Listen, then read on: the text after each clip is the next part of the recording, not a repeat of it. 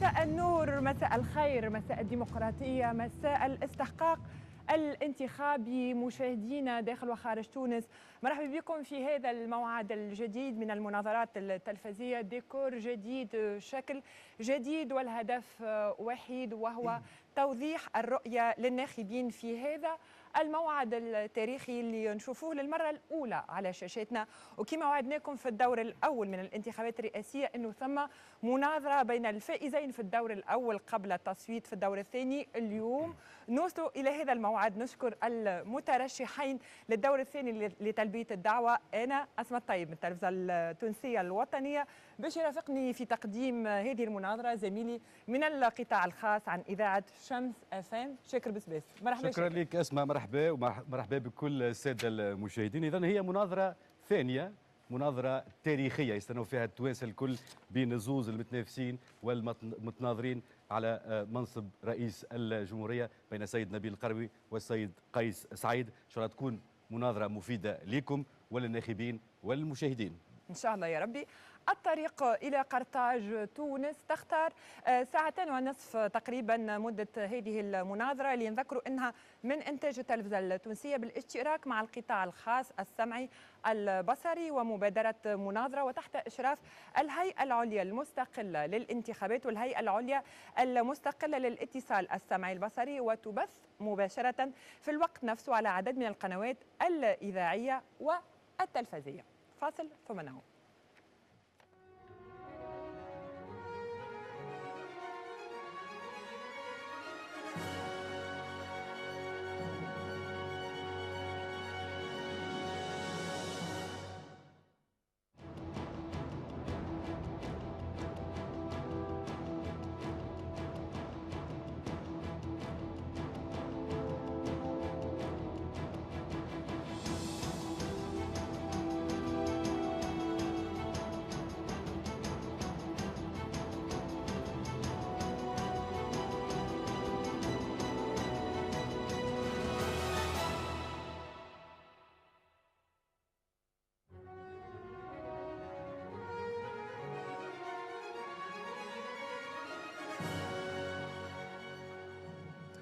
خلينا في البداية أسماء نذكر كل مشاهدينا أنه هذه المناظرة تنقسم إلى 4 محاور رئيسية، هي الدفاع والأمن القومي، السياسة الخارجية، صلاحيات رئيس الجمهورية في علاقة بالسلطة التشريعية والسلطة التنفيذية، ثم محور رابع وهو محور الشأن العام.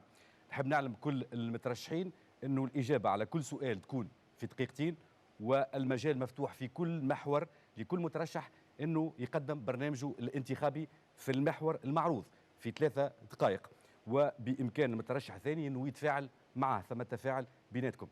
الجلوس أمام الكاميرا كان أفرزته القرعة بحضور عدل منفذ وممثل عن زوز هيئات وممثلي زوز مترشحين. الإجابة ستكون بالتداول، والآن باش نفسحوا المجال لكل مترشح أنه يقدم نفسه حسب القرعة. البداية باش تكون معك سيد قيس سعيد لتقديم نفسك. شكرا على الدعوة، شكرا على الحضور، وتحية خالصة لكل أبناء هذا الشعب في كل مكان من هذا العالم. منذ حين تتحدثون عن الفواصل ثم نعود. الشعب التونسي اليوم وضع الفاصلة وعاد إلى الشارع ليقول كلمته الفصل عن طريق الانتخابات فاحتراما كاملا للقانون. قيس سعيد، لا أريد أن أتحدث عن الشخص، ولكن للمشاهدين وللمشاهدات الحق في التعرف على الشخص. مواطن تونسي من مواليد 22 فبراير 58 بأريانة، الجذور من بني خيار، لكن الواقع سكنوا باب سويقة منذ نهاية القرن ال19. ولدت بمدينة أريانة، ثم انتقلنا إلى السكنة بضاحية رادس ثم تونس. وأنا الآن بتونس of العاصمة. Radis, and now I studied in Radis and Bab al Khadra and Sadqiya and Ibn Sharaf and then I continued my studies at the Faculty of Law. That was the only school of law in Tunisia where I obtained my advanced MA equivalent degree in international law, relations between. I worked on and I studied constitutional law for over 3 decades. Your time is up, Mr. Kais Saied. The same time is given to you, Mr. Nabil Karoui. Welcome to the great people of Tunisia who has allowed me today to be a dream day, a dream for us all, because there are not many Arab countries today that have such an opportunity to see such a program and 2 candidates running for presidential presidency and second term. I am Nabil Karoui from Bizerte. My father from Bizerte, from middle class family. I have studied hard. I have worked hard, founded many companies and progressed. But instead of talking about myself, I want to say something else. Today I am a candidate, and exceptionally I'm not a, conventional. Do not expect from me the eloquence of a lawyer or a specialist in law or a specialist in economy, but I am a pragmatic person. I am close to the field, I am close to the people, I know very well Tunisia, I know very well Tunisians, and I know very well their problems. Today, you expect from me answers, but it's not a test for answers, but it is a test of the personality, it is a test of the capacities and the will that to be able to achieve the dream of Tunisia and solve its problems. The journalist says, it is our hope that all the candidates, both candidates, introduce themselves on equal arms, on equal opportunity, that if we can have some form of introduction to both, maybe we would do injustice to one of both. As mentioned, our debate would cover 4 topics, and first we start with defense and national security.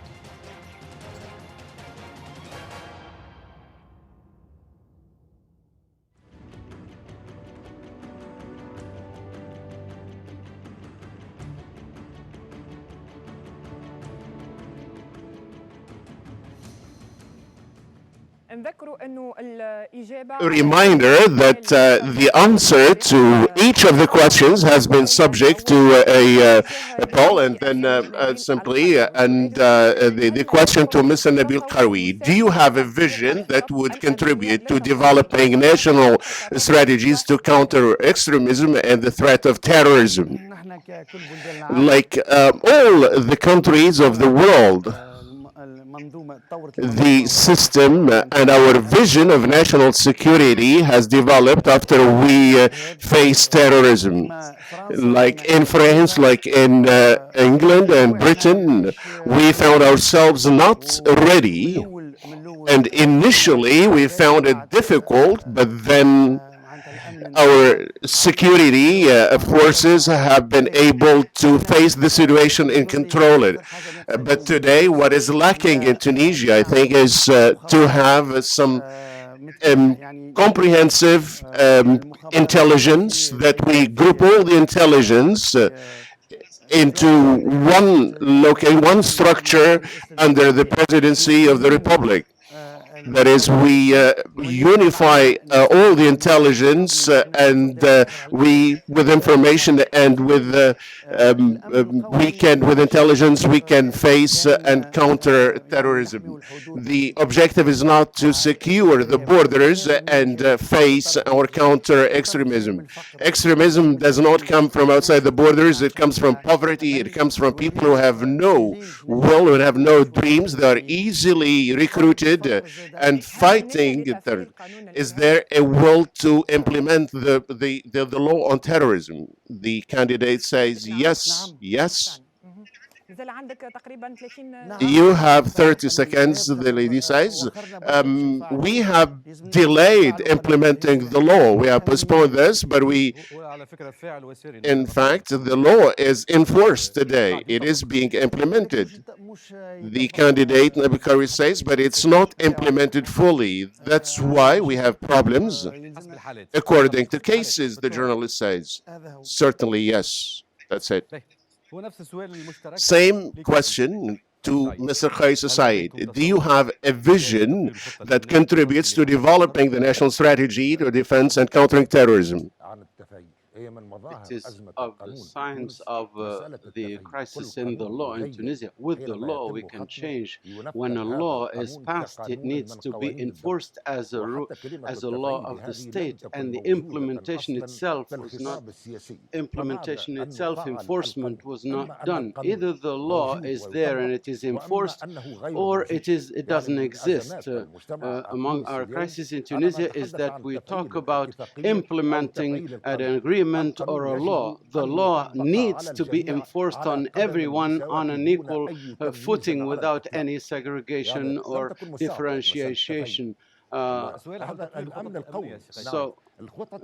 So the security plans are never discussed. There are ready-made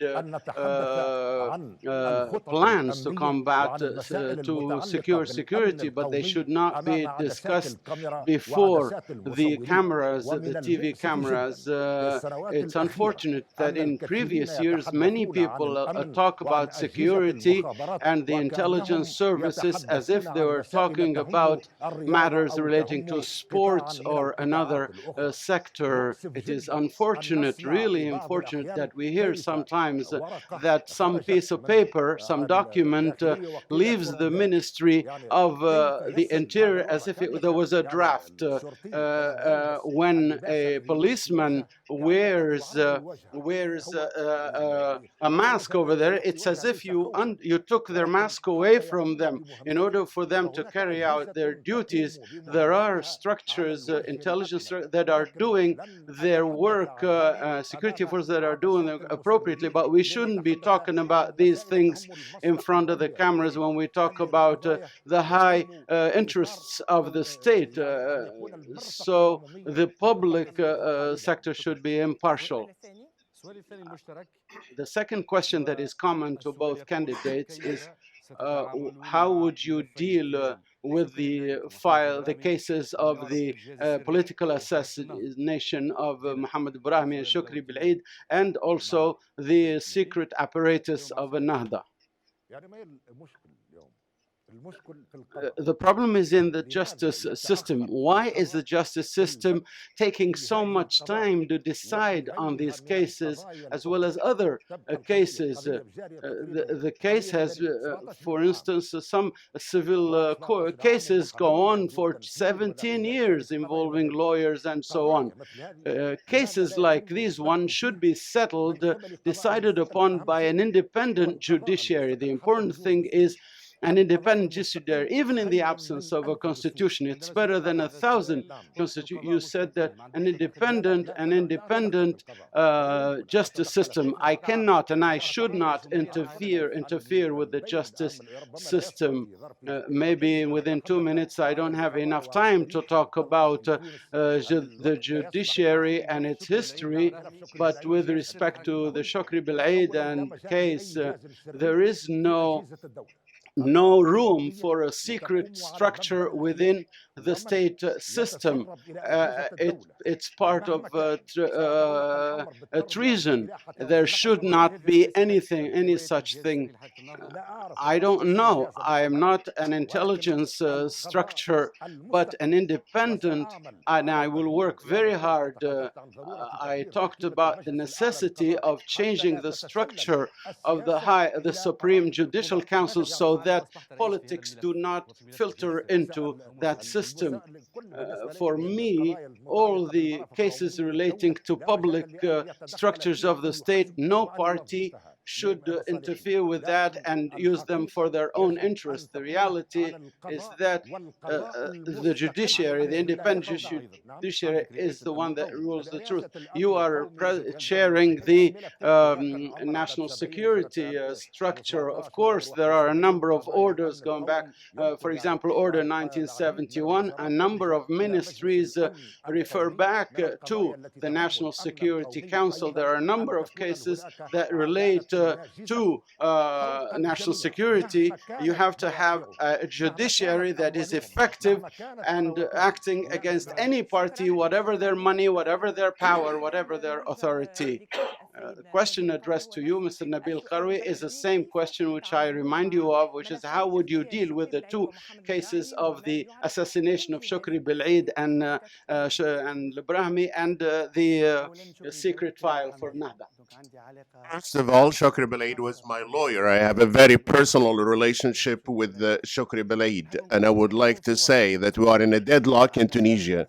For years, we have not been able to get out of this deadlock, and if we continue using the same means, we would not be able to settle this case. We would never be able to get to the truth. So Tunisians need to get to the truth in order to progress. So under the National Security Council, we need to establish a special tribunal to investigate such cases, an ad hoc special tribunal that would investigate such cases that would also be enjoying all the powers. What do you mean by a specialized tribunal? That is, we appoint a commission of judges, specialized, and we give them this possibility to work in this field only. And then they would be able to give us the results. So you mean that the judiciary is not independent? Why the judiciary is not independent? We have seen where we have gotten, but if we continue using the same mechanisms, people are now questioning the powers of the public attorney, of the judiciary. We are in a deadlock today, and people have seized the offices of the public prosecutor, and then the two aspects of the judiciary, or the two areas of the judiciary, lawyers and judges, are in conflict. So we need to have a commission that would be able to give us the results and the findings in 6 months. Once we know where things are going, once we get all the truth, then the case should be sent back to the courts in order to be assured, and forget about this case, and especially this scandal that is begetting us. Thank you. This third question is also addressed to you, Mr. Nabil Karoui. Do you have a vision to expand the National Security Council by including experts and specialists to deal with the security issues in their essence and not in terms of their impact? For me, the National Security Council is not the National Guard, the police, and the customs. It should include broader fields, because under the National Security Council, we have the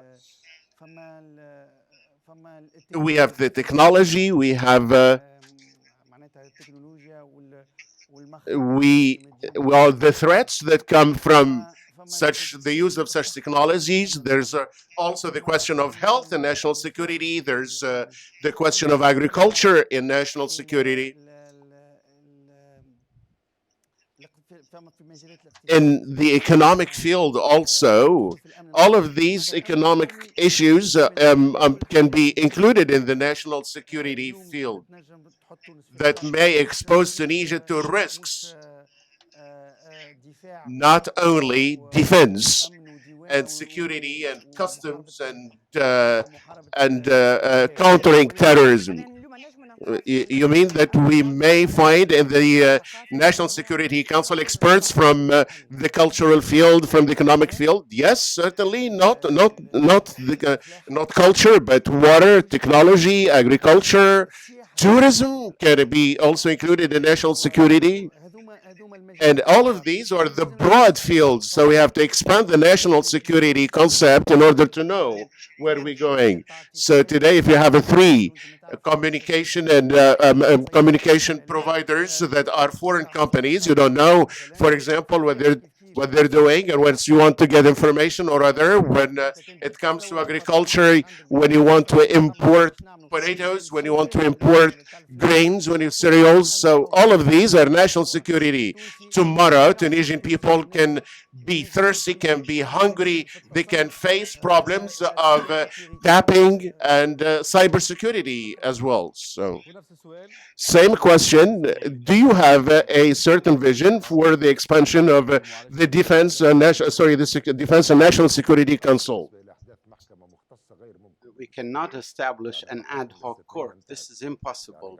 This is not possible. A number of Tunisia has seen a number of ad hoc courts, state security court, or other courts that we have seen after the independence. According to the text of the constitution, we cannot establish any ad hoc courts.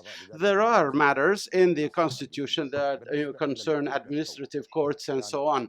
But the general concept or the comprehensive concept of national security, we have experts, and a number of ministries refer their requests to the National Security Council. The question does not relate to the traditional customary issues that relate to security and defense, which is the narrow concept of national security, but all the sectors, all the ministries refer to studies that are prepared through the National Security Council in accordance with the two state orders 71 and 70 and 71 of 2017.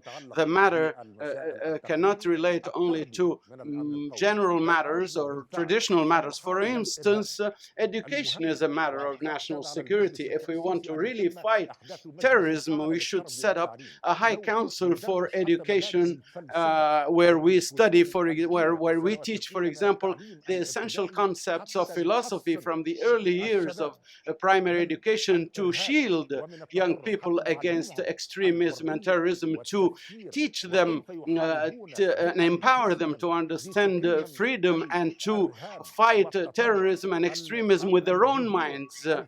Matters such as agriculture, water, and so on, they're all part of national security, and we refer to experts in this regard. Now you have an open floor to talk about your own election promises with respect to this first theme, which is defense and national security. You can also interact, so you have an open space to speak about your in 180 seconds. You start, Mr. Nabil. I wish it were 180 minutes. A unified intelligence structure that brings together all the intelligence that would help us defend ourselves, develop cybersecurity, get more concerned with the situation of our security stuff, purchase equipment,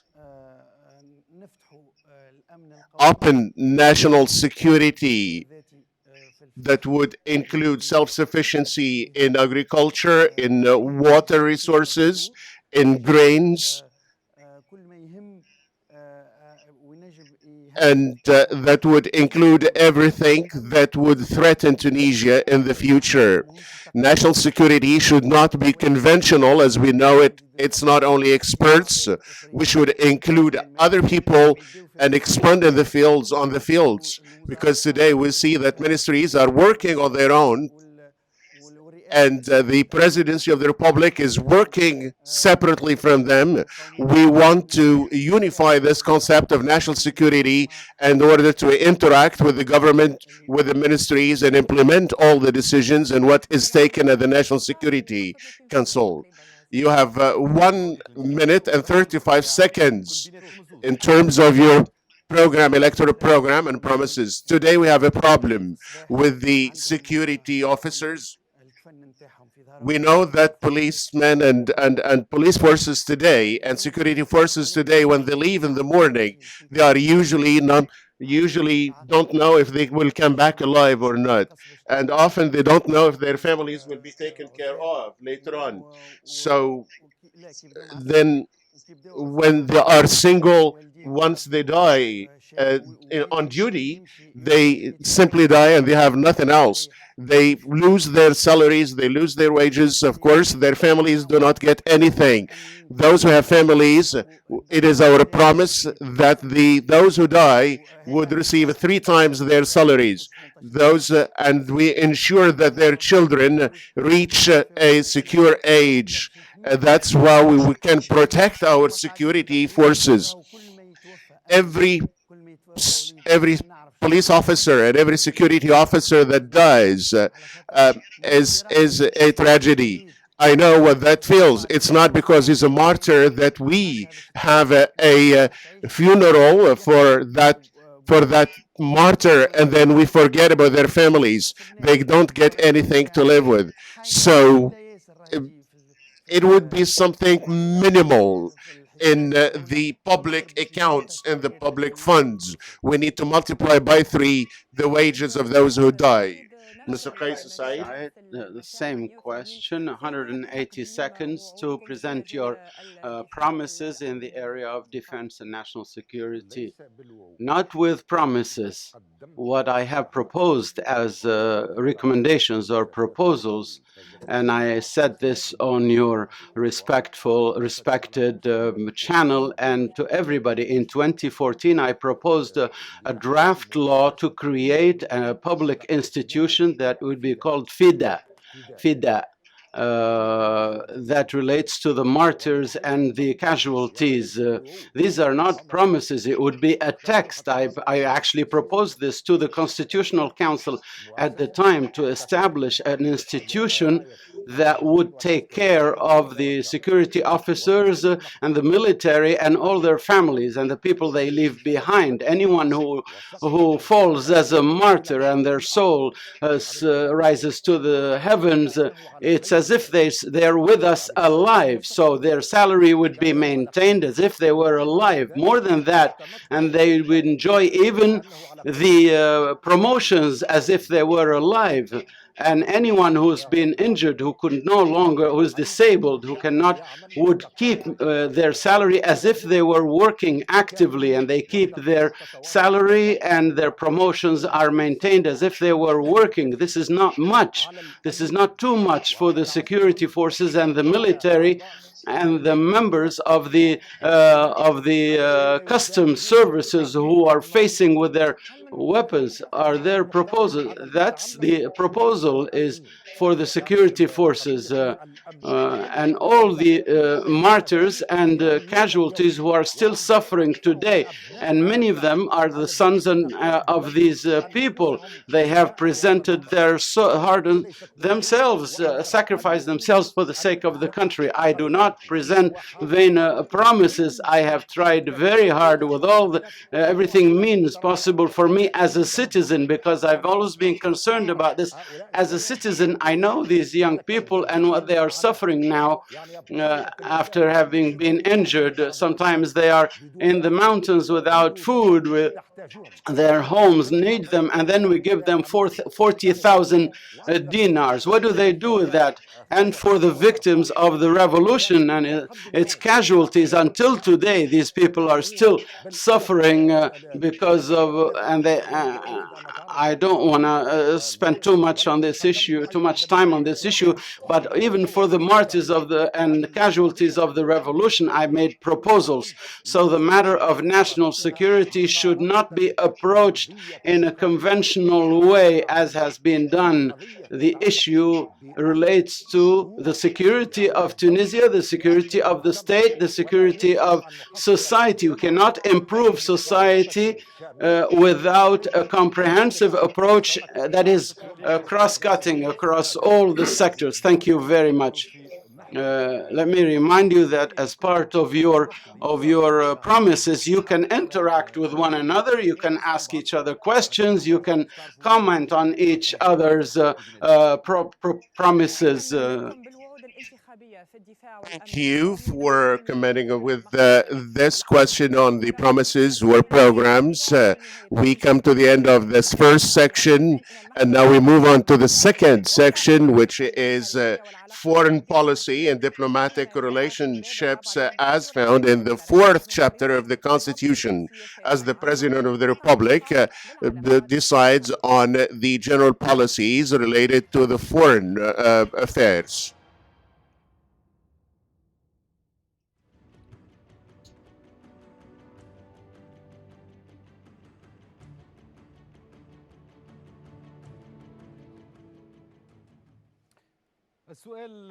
The first question to both candidates, is there anything new that you can propose to develop from national foreign policy for the national interest? We start with the first question to Mr. Karoui. There is a continuation of the treaties that have been signed with all the other countries and international organizations. The Tunisian state is committed regardless of the change of the rulers in the country, because it's the state that commits through the person that represents it. The issue does not relate to the economy only. Sometimes we talk about the economy and economic diplomacy and cultural diplomacy. Let me give you an example. Before the independence of Algeria, President Bourguiba attended a football game between the Tunisian national team and the National Liberation Front in Algeria. The national team, and they were obviously at the time professionals in Algeria. What they said: if you raise the national flag of Algeria, then France will be unhappy with us. And Bourguiba said, we have to raise the national flag and play the national anthem.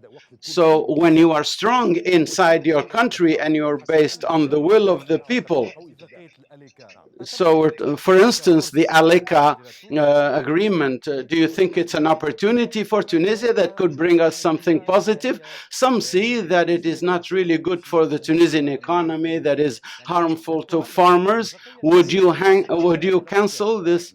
We cannot close it, or we're still negotiating it. It's still would you stop the negotiation? I have talked to many. We cannot solve our problems except they cannot solve their problems except by solving our problems. So treaties and conventions, as de Gaulle says, they take time. They last for a while. What's important, just like young girls and flowers, they last what they last. So these negotiations can only solve in terms of our interests. We can only accept what will affect the interests of the Tunisian people in whatever way. Your time is up, sir. The same question is addressed to the other candidate, and you have 120 seconds to answer the same question. What is new that you could offer in terms of implementing national diplomacy for the economy?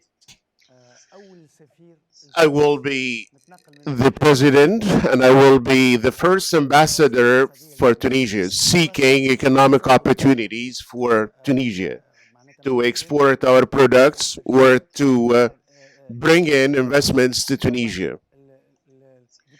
There is economic diplomacy, but there is also digital diplomacy. If I am president, I will have ambassadors, and then we will have an ambassador with the with those developers. So the young people who are studying today don't know what jobs they will be doing. These jobs are brought by Google, by Amazon, by Netflix, by Microsoft. So today, if we have an ambassador that would deal with them, that would interact with them, he or she would bring them in to invest in Tunisia in order to understand and in order to be ready what we will be doing at the level of the third industrial revolution, because we will be boarding the next modernity train. Now, about the African market, everybody talks about African market as the future market. The candidate says true. We see how Morocco has been able to conquer this market. The Tunisian product is today in demand, in high demand in the African market, but we do not have the planes, we do not have the boats, we don't have the sea lines, we don't have the airlines that would ensure that there are opportunities, and the state is not supporting. So the president of the republic would be the flagship of the country and would travel and would see what is available and would take along Tunisian businessmen and women to open opportunities and to open perspectives and horizons. And the digital diplomacy, as mentioned, that would also bring in investments to Tunisia. The next joint question, or the question addressed to both, which has to do also with foreign policy, or a question to you, Ms. Nabil Karoui. What is the role of Tunisia in ending the Libyan crisis? We cannot breathe and progress without ending the Libyan crisis. We know today that we are simply watching from the hills.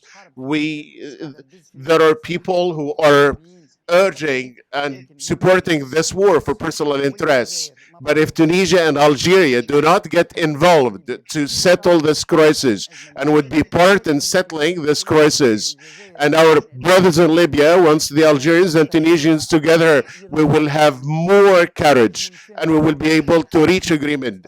Our future is the future of Libya. We can export to Libya, but at the same time, we can send people to work in Libya, and the Libyans can also benefit from Tunisia a great deal. We are one people, but we are two countries. And so there's nothing we can call impossible, but we can't progress and we can't really take a breath without settling the Libyan issue. What countries are intervening? Today we have Italy, France, Qatar, Emirates, and Russia. These are the countries that are intervening in Libya. You see that the problem today would be with these countries or would be an internal solution. It should be a Libyan solution with the support of Tunisia and Algeria, but we will not be able to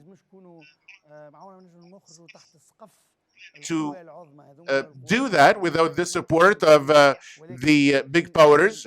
But if we intervene, we may find solutions, much easier solutions. If you're president, will you deal with the two parties in Libya? We will deal with both. 2 or 3 or 4. We will deal with all the parties in Libya, talk to them equally, because they have the solution and they have seen how Beji Kais Saied, when they met in Paris, and they accepted the words of Beji Kais Saied, but not theirs. Same question to you, Mr. The role of Tunisia, there's international legality, of course, and starting next January. We've become a non-permanent member of Security Council. We have to work under the international law. There is a resolution of the National Security Council. That's the reference. Today, you know that there is a readiness to prepare Congress in Germany, but without the presence of Libyans, because Libyan people are not concerned with this. And this is totally unacceptable, because the issue is the issue of the Tunisian people. the Libyan people, sorry, and the role of Tunisia. Now, this is the basis. The issue, raise your hand, take your hands off the Libyan people. It is in the interest of everyone, including the intervening countries. They have to take it's in their own interest, what we call informal migration and the lack of stability in North Africa. The crisis situation is negatively impacting these powers that be. So would you deal with both parties in Libya? We will work with all the stakeholders in Libya to put an end to this crisis situation, and we would be a power of a recommendation or proposals to allow the Libyan people to decide their own destiny by themselves. And this is possible, and Libya knows it was the first republic that had a constitution in 2019. The first Libyan constitution involved Libyan capacities that were exceptional. We need to allow the Libyan people to come together. Can Tunisia be the land of dialogue? Yes, certainly Tunisia, because it is a national, in the national interest of Tunisia, and the Libyan people are our brothers. What hurts them hurts us, and what bothers them bothers us, like our brothers in Algeria, Morocco, and Mauritania. The next common question to both of you in relation to reconciliation with Israel. Mr. Kais Saied, you have the floor. This is, the time is limited, but this is not an issue. I said this before to a number of many people know about the debate that we had at the Socialist Party. My father, during the Second World War, would take the idea to school to keep it from the Nazis. Are you for criminalizing,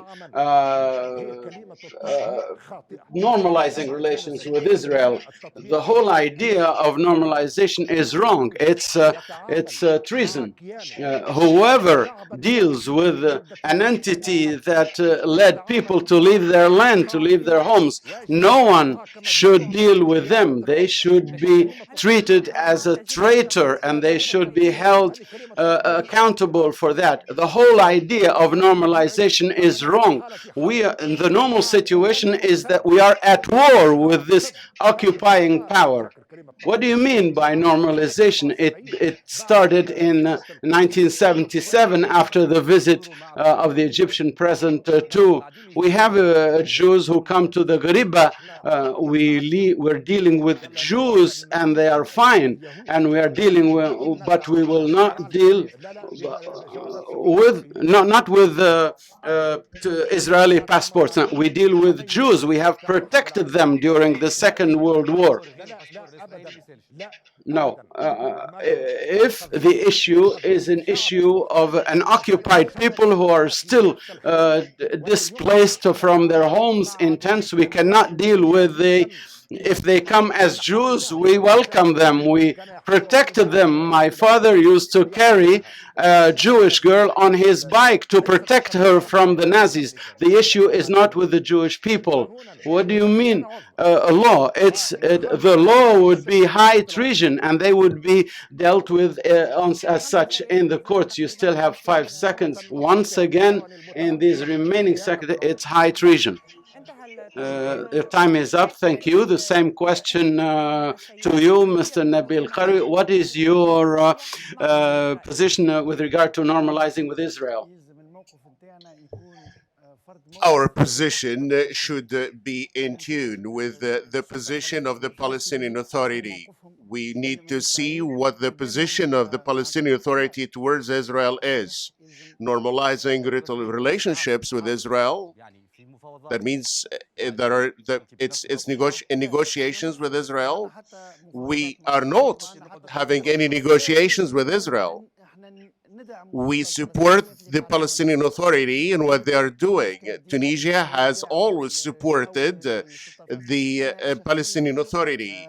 Personally, I'm a friend of Mahmoud Abbas, and I organized the Palestinian Week, and I gathered all Palestinians from all parts of the world. We tried to bring them closer to get closer to each other, and to support them.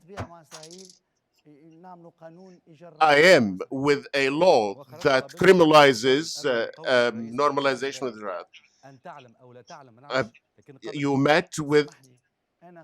You met with an officer from Israel. I met with somebody who came from Canada with a Canadian passport. I don't know if he's a Jewish or not, and I don't know if he's a consultant or not. How come the national authorities have allowed him in? We don't know if he's a spy or working with the Israeli intelligence. Maybe somebody sent him to me. Let's be clear. But if somebody say, hello, I gives you a business card, I am a Canadian company, you would ask this person, what is your religion? And maybe you have another passport. What did you do as a job before? How can I know that?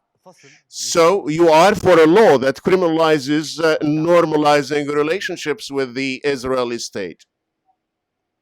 Yes, I am.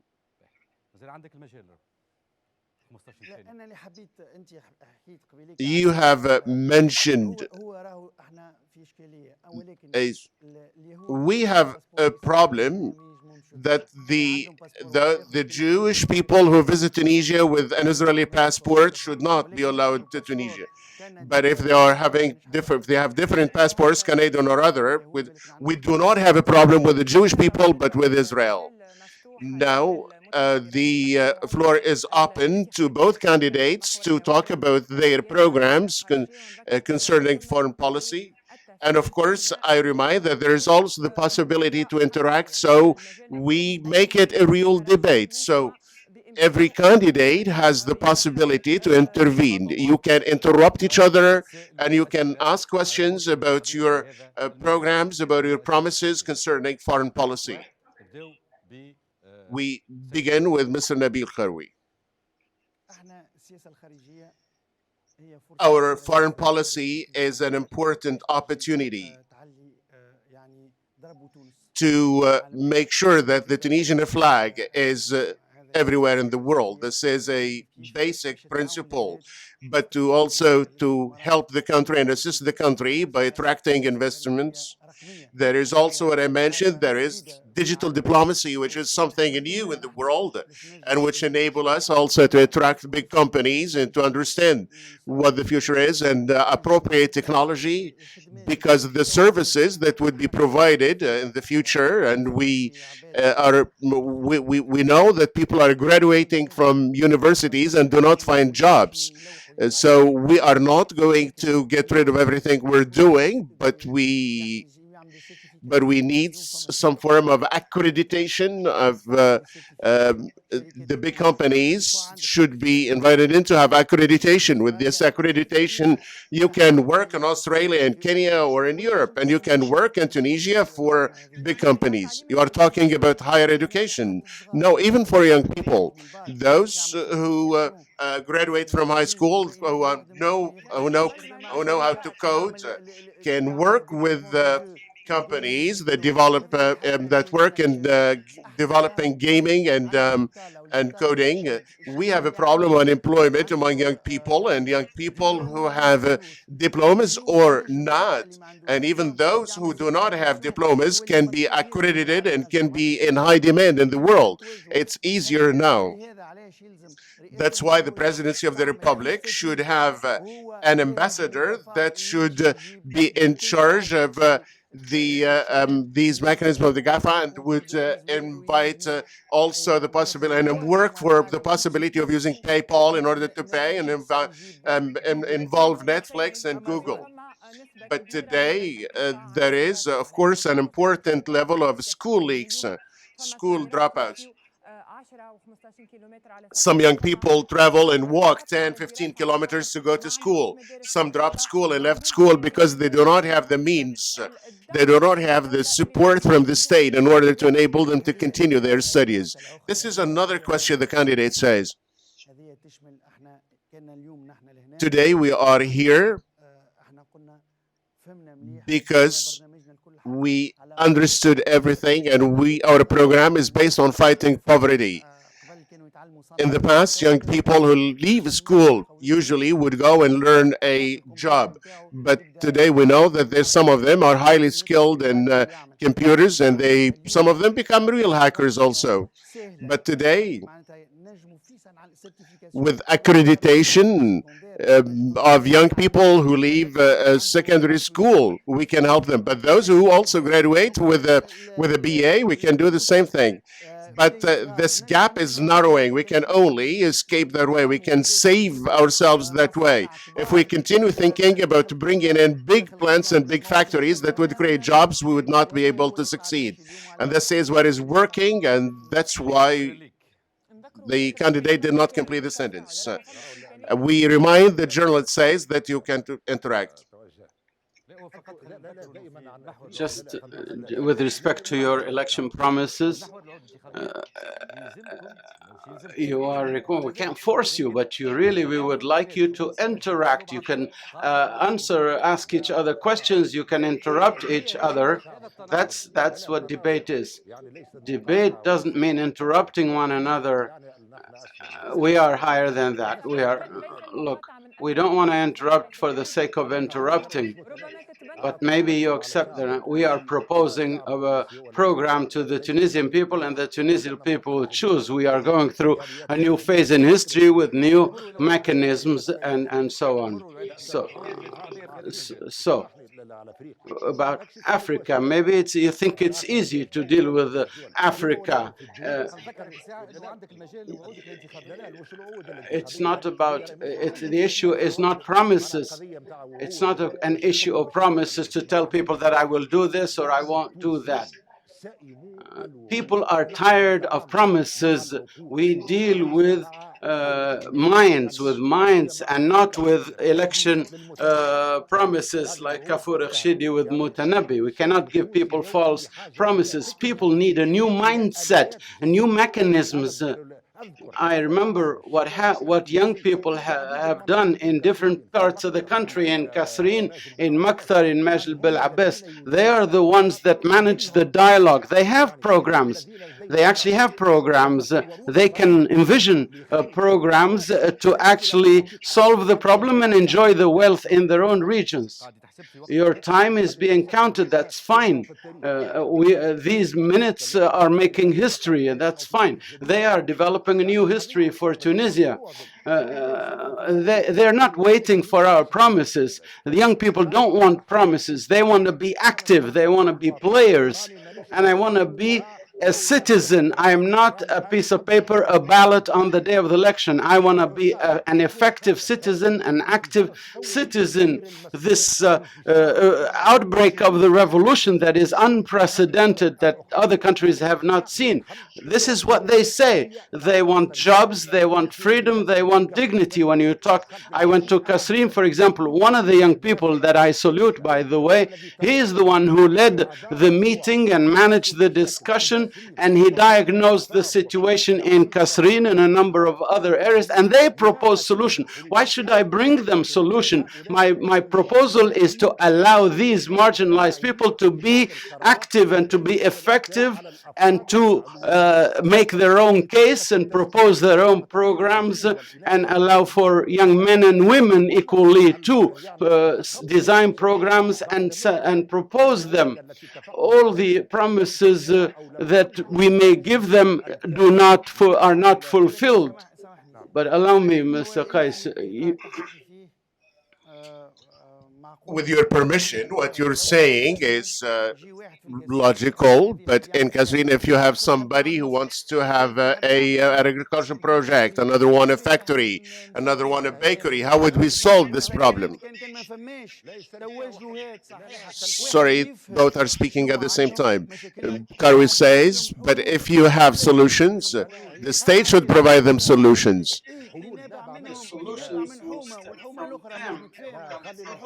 مش متفاهمه كيفاش نعملوا عمليا يلزمنا معناتها الفكره جميله ياسر لا لحظه اما من بعد في التطبيق ما انا مانيش فاهم انت كيفاش لا تستطيع معي صبرا قليلا. لا حبيت نفسر. لا صبرا قليلا. هذا اللي يقول الوعود. هو كيفاش بيسلم معناها انا باش اعمل مشروع التنميه المحليه ناخذ مثل ماجد بلعباس ولا فوسان. ايوه باش ياخذوا بالاقتراع على الافراد. هو باش يعمل مشروع التنميه. هذا باش تقول لي باش يعمل مشروع التنميه في ماجد بلعباس ولا في لقصه. معناتها لجان شعبيه لا مش يعملوا مشروع. لا بالانتخاب على الافراد. والوكاله هذه موجوده سي نبيل الموجوده الوكاله لوريكول. انت تعرف الولايات المتحده انا ما نعرفهاش لكن نعرف تاريخها ونعرف كيفاش لوريكول سحب الوكاله. انتخبتك سي نبيل في ماجد بلعباس نسحب منك الوكاله لانك لم تبذل. هو باش يعمل مشروع بحضور المشرفين على الادارات المحليه. من بعد نمشيو للمستوى الجهوي. مشى سي شاكر عن ماجد بلعباس مثلا باش يمثل فوسان ولا باش يمثل ماجد بلعباس في القصيم. وقتها باش نألفوا بين مختلف المشاريع اللي تم وضعها في فوسانه ولا في ماجد بلعباس ولا في الاقصام. نقول له انا المشاريع التنمويه للتأليف بين لحظه فقط للتأليف بينها. معناها شعبان لا تفضل مرحبا. اما التفاعل طيب انا المشروع هو عنده المشروع كان نهار وقتها فيه قال لي هاو عندي المشروع. هو باش يتم الاختيار بناء على المشروع نتاعو. ماهيش لجان شعبيه لانه بالانتخاب. والانتخاب انتخبتك نحي لك الوكاله في الاثناء. لحظه بالله لحظه فقط. كي هو باش ننتخبوا على ماجد بلعباس هذا باش يمثلني في السلطه التشريعيه المركزيه. باش غدوه يكون هو المهم. بالنسبه لقواعد التفاعل لو سمحتوا بالنسبه لقواعد التفاعل في صوره احد المتناظرين يتفاعل مع المتنافس نتاعو زيدوه دقيقه في الوقت فقط. هذا للتوضيح للساده المشاهدين. تفضل. معناتها يلزم هذايا تبديل النظام السياسي. Does this require changing the political system? We have the constitutional system and we have to respect the law. And there's nothing other than the law and the constitution. When you propose as a president that you propose an amendment of the constitution, it could be accepted or not accepted. There will be some form of constitutional authority locally if they do not accept. If they do not accept, Mr. Kais Nabil says you have an idea, you propose that to the parliament says no, we stop the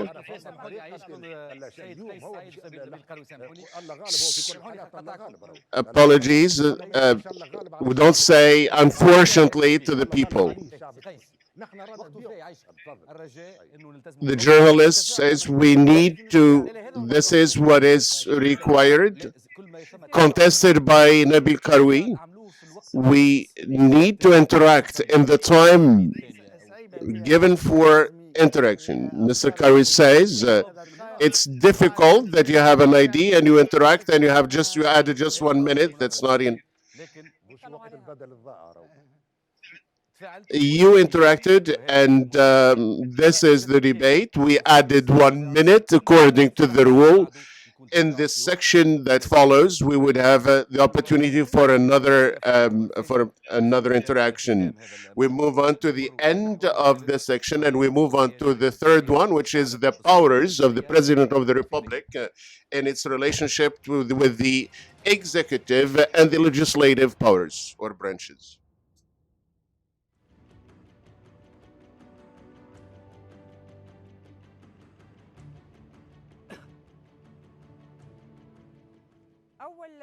Question in this theme, the third theme on the prerogatives of the president in relation to the legislative and executive branches. The question is addressed to Mr. Nabil Karoui. The question is, what is the first legislative proposal that you will submit? As mentioned, I would like to submit an initiative or a draft law to fight poverty. We bring together all the political parties, all the components of the national structures, the trade unions, and we discuss and we see how we can fight poverty, because Tunisia cannot progress if we have today 1 million people under the poverty level with 2 million on the way to their way under the poverty levels. So today we need to agree all together in order to provide support to the Tunisian citizens who are below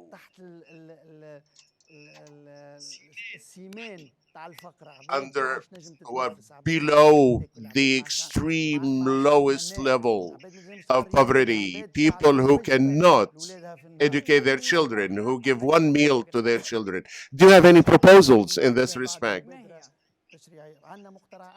I have a full program to fight poverty based on what is available. For 3 years, I have been trying to see what is happening in Tunisia. Tunisian people today cannot afford food, cannot afford the basics. They do not have houses, they don't have shelters, and this concerns a large number of people. It's not simply the Northwest. How would you deal with this issue? Now, for example, if you propose this program, and how would you deal with the opposition? We assume if I'm a president of the republic, I'm president of everyone. But the idea today, the idea of poverty today, the first party, Nahdha, took recognition today of this fact, and it is mentioning it as its a priority. What is the first legislation initiative you would provide? I propose, for example, a high education council, so that we no longer deal with council, which is a sovereign issue, as if it were we're dealing with the changes with the ministers changing every time. The state sector, the state has to regain its social role. Tunisia succeeded in the 60s to some degree because the state played its social role in the education sector, in the health, public health sector. These are part of human rights, not just citizens' rights. When you look at the situation of hospitals today, even in the capital, we're not talking about Kasserine or some other remote area, 100 meters from the Ministry of Health,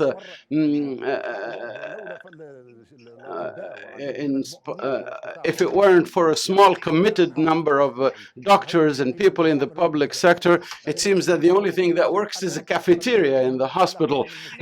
We have to deal with everybody on an equal footing. What do you propose with respect to public services such health? Health for everyone. Health care should be afforded to everyone. We have to review the law with respect to national health, the National Health Service, and also Social Security. It is there. Let me tell you, no, it is not there. In 1986, they always say Tunisia is bankrupt, and they always say, thank God we managed to pay the salaries, and maybe the retirees will not get their pension. In 1986, there was a law. We have a law about Social Security funds that would be involved in financial transactions. So if I go to a bank, I would go to the National Security. If you don't have a parliamentary group to defend this, my group is the Tunisian people. When I propose something, those who reject it will bear their political responsibility. I will address myself to the people who are longing for freedom and dignity. There will be interaction at the end of this debate on this theme. You can respond to Mr. Kais Saied at the end. We move on now to the question addressed to both candidates. What is the extreme case that may require your resignation as President of the Republic? We start with you, Mr. Kais, and then Mr. Nabil. Whoever takes on the responsibility has to take it on with all its weights and all its responsibilities, because he is responsible before God, before the people, and before everyone. If I could not bear the responsibility, they will only go back to the people. I will go to the people and tell them the whole truth, and then and everyone then would shoulder their responsibility before God and before the people and before the history.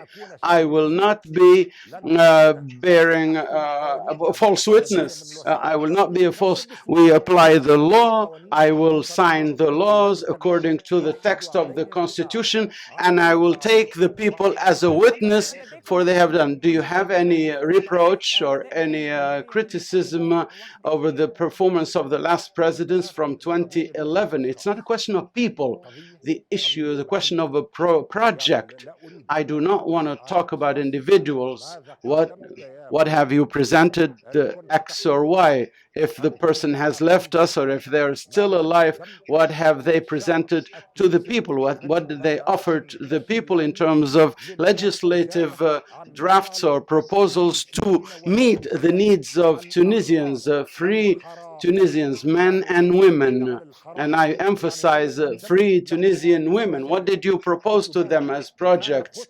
Where we have had enough of speeches and promises and false promises. The issue today is to start building from scratch on a new, maybe your family, your relative. If you become president, will you employ anyone from your family? No. Never. The issue, when you bear the responsibility, I will not give anyone. I know, Mr. Shekhar, when the exam paper was before me, half a point, I know that it could determine the future of an individual. We got your answer. Thank you. Thank you very much, Mr. Kais Saied. The same time is allocated to you, 120 seconds, Mr. Nabil Karoui. Let me remind you of the question. What is the case that would bring you to put forward your resignation as president? I think my answer would be shorter. If I discover that I have a disease, for example, cancer, a very dangerous disease that would not allow me to assume my responsibilities, I will not hide it. I would inform and I would resign. But in all other situations, if I am president of the republic, I will never step back. I will defend my ideas. I will defend my people. So the extreme case can only be a health situation. What are the most important 3 points that you may not in which you are guarantor for the execution or for the enforcement of the Constitution that you would never try to change? According to me, I think there are at least 20. Our Constitution is one of the best constitutions in the world, but its enforcement today is still difficult. The laws are old and do not really rhyme with the Constitution today. So we need to establish the Constitutional Court, and we need to update our laws and so that they meet the standards of the Constitution today. In relation to your family members, would your presidential team include family members? No, but even if one of my family members enjoys high skills, I know what that problem is. The Tunisian people have been traumatized by this factor, and so my family members are busy. They have their careers, they have their occupations. We are not, as a family, we're not seeking jobs. And so certainly I will not involve anyone in my team. 5 seconds. We move on now to the third question, and it is addressed to Mr. Nabil Karoui, and it is in the finance law. If there are some constraints that do not rhyme with your program, what would you do? You are talking as President of the Republic? It's as if I am head of a parliament bloc. But always in terms of your powers as President of the Republic, if there are certain things I do not approve of, and I find that you will seal the finance law for 2020. The journal says the people who are working on the finance law for 2020 are leaving, and they have their policies that we may not approve of, and that's why we have proposals. So the new finance law for 2020 will be approved by the new government. This government, before the 15th of October, would submit the finance law, and then the old parliament would discuss it, and then the new parliament would discuss it, and the next government would, of course, approve it. We certainly will not keep at halt the law, but certainly there are maybe a certain addenda or modifications. Today, in the finance law, we see, and my apologies here, they're lying. The figures are not true. They say that we have such and such revenues, and after 3 months they say we need a supplementary budget because we will not be able to execute this. The journal says one of the points is contribution to the social security funds, the 1%. This is something maybe that does not really represent a problem for the program. Nabil Karoui says, no, we certainly will not be doing the Zorro hero. So I think that transition from the parliament and the new parliament should be smooth, because the country today cannot support any more disputes and any more conflicts. We need, of course, to bring in certain things that would be more advantageous and not reject them because they come from another government or from another political party. A project. There is a project, and there must be a budget law, and obviously in case it's not approved, the president could act based on presidential orders for a 3-month period. But if the budget law is passed by the constitution and you oppose it, you have to maintain the state acting. You have to sign it, but then you can submit a proposal to amend the budget law for the purposes that would achieve your objectives. So you can rely on presidential orders, but better than presidential orders, the parliament passes the budget law, but just as an exception in case they don't approve it. Obviously the budget law is valid for 1 year, and in this case you can approve it so that you don't block the process of the state, even though you have reservations on it, and you can raise constitutional matters before the Constitutional Court. But in case you don't, so for you, the case of not approving the law, no, the state has to go on. The services of the state have to continue. There are constitutional matters that you can raise, but the state has to continue functioning. In the meantime, nothing prevents you from proposing a substitute law, and this has happened in Tunisia several times because of a number of constraints in 1984 after the Benkredda uprising. I will take initiatives. There is the state that has to continue functioning, and there is your own choices, which will be tabled, of course.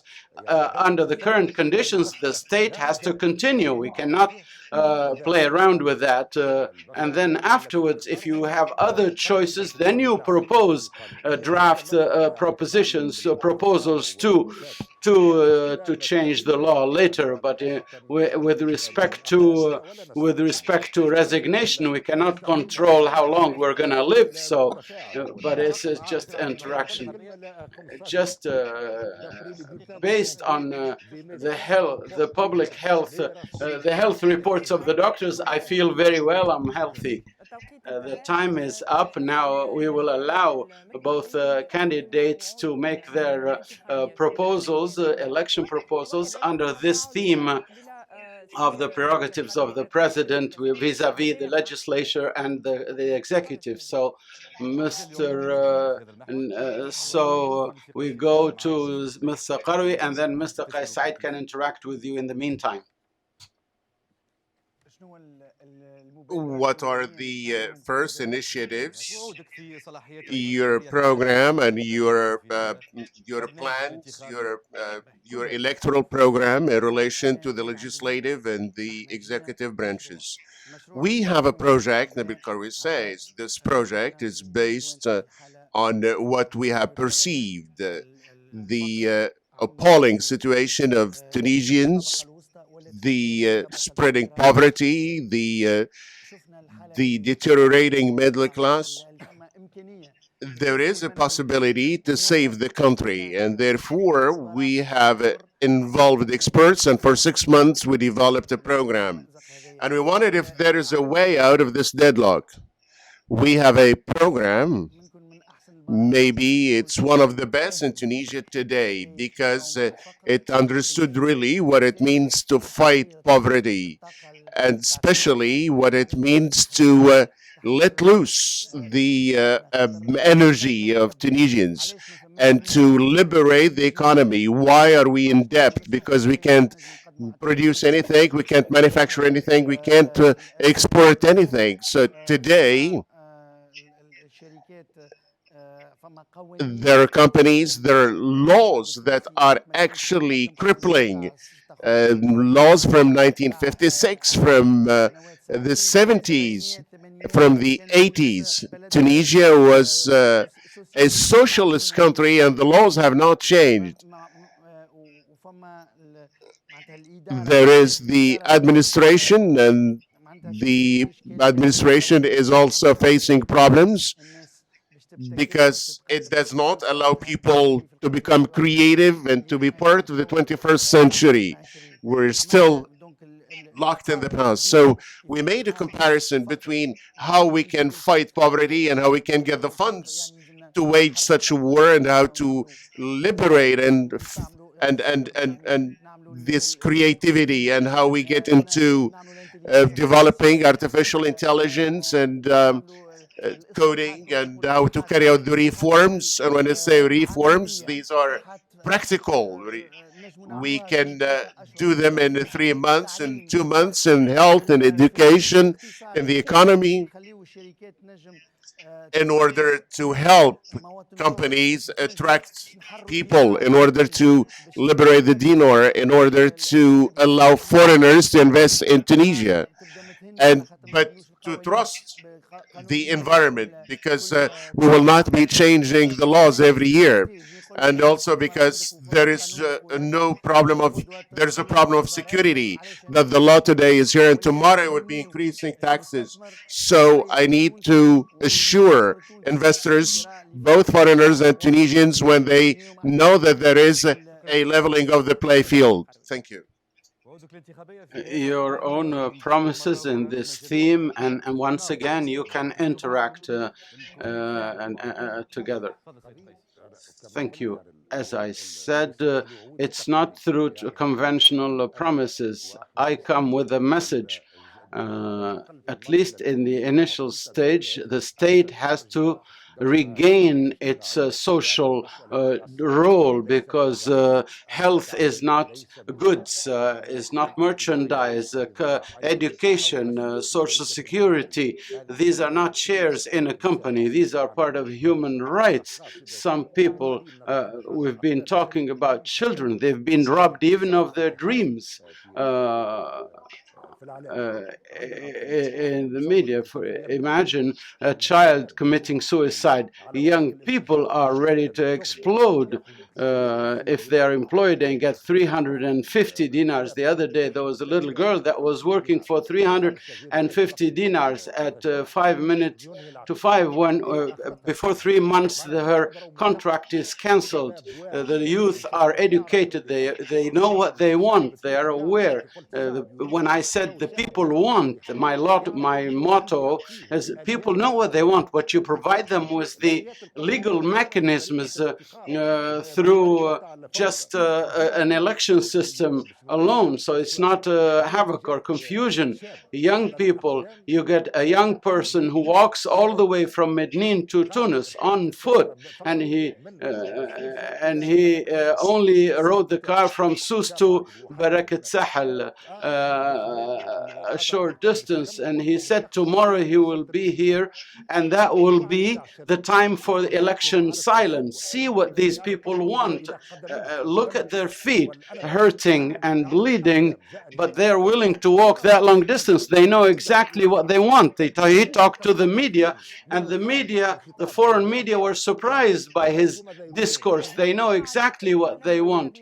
So how is that related to your promises? That's the issue. It's not a question of promises. I cannot tell him, I will give you this. He keeps saying to me, I don't want you to tell me I'll give you this or that. We want to develop local development. Mr. Kais, if someone is running for the president of the republic, he needs a program. He cannot say, my only program is here from the people, and whatever program they propose, we will accept it and hold elections, and that's it. This is unreasonable.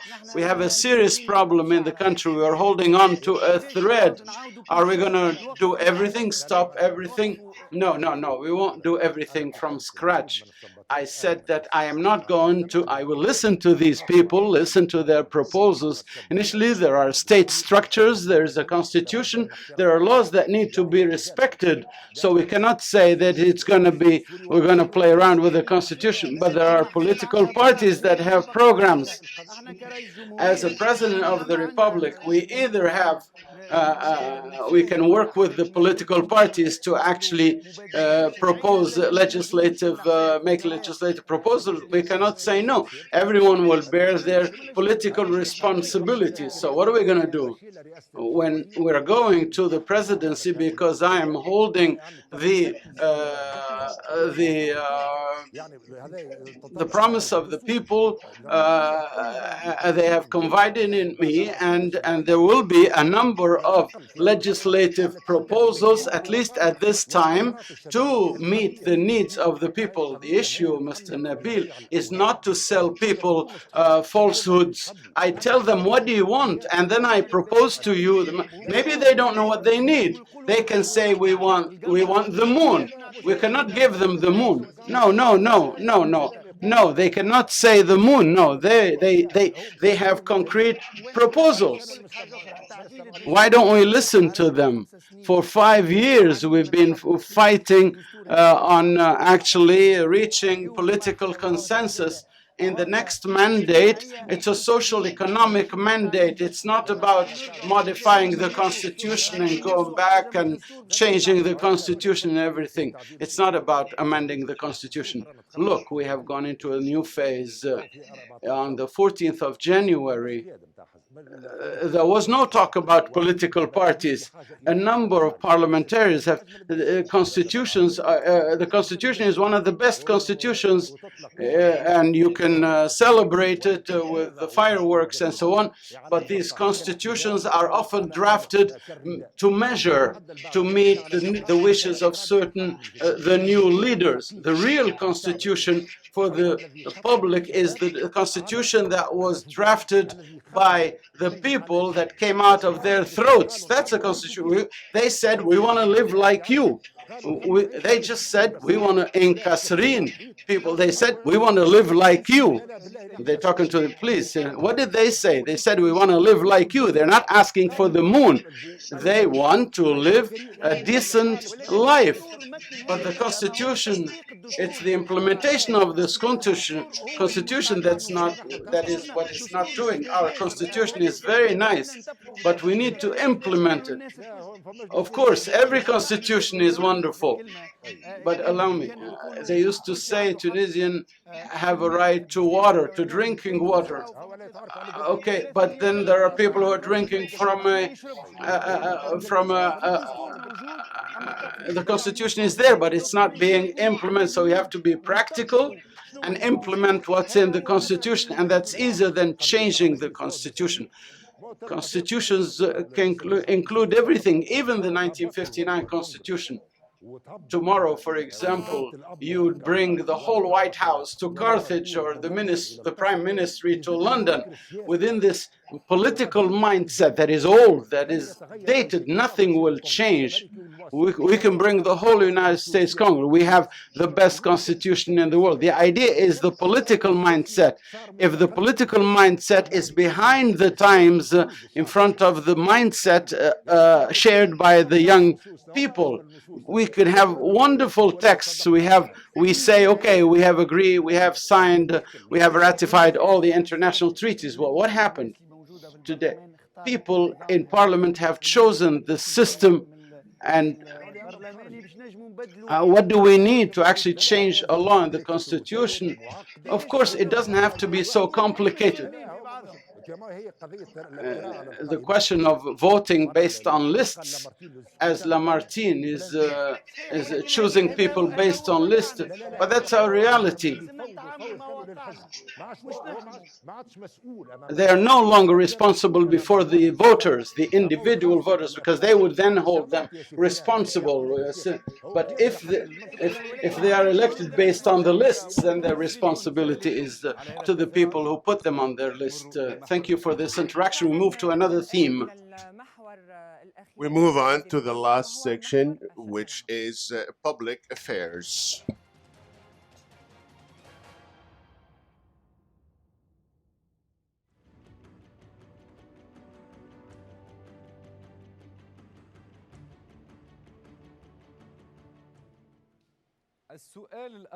The first question to both candidates, to Mr. Kais Saied: what is your plan to fight corruption and fiscal evasion and money laundering?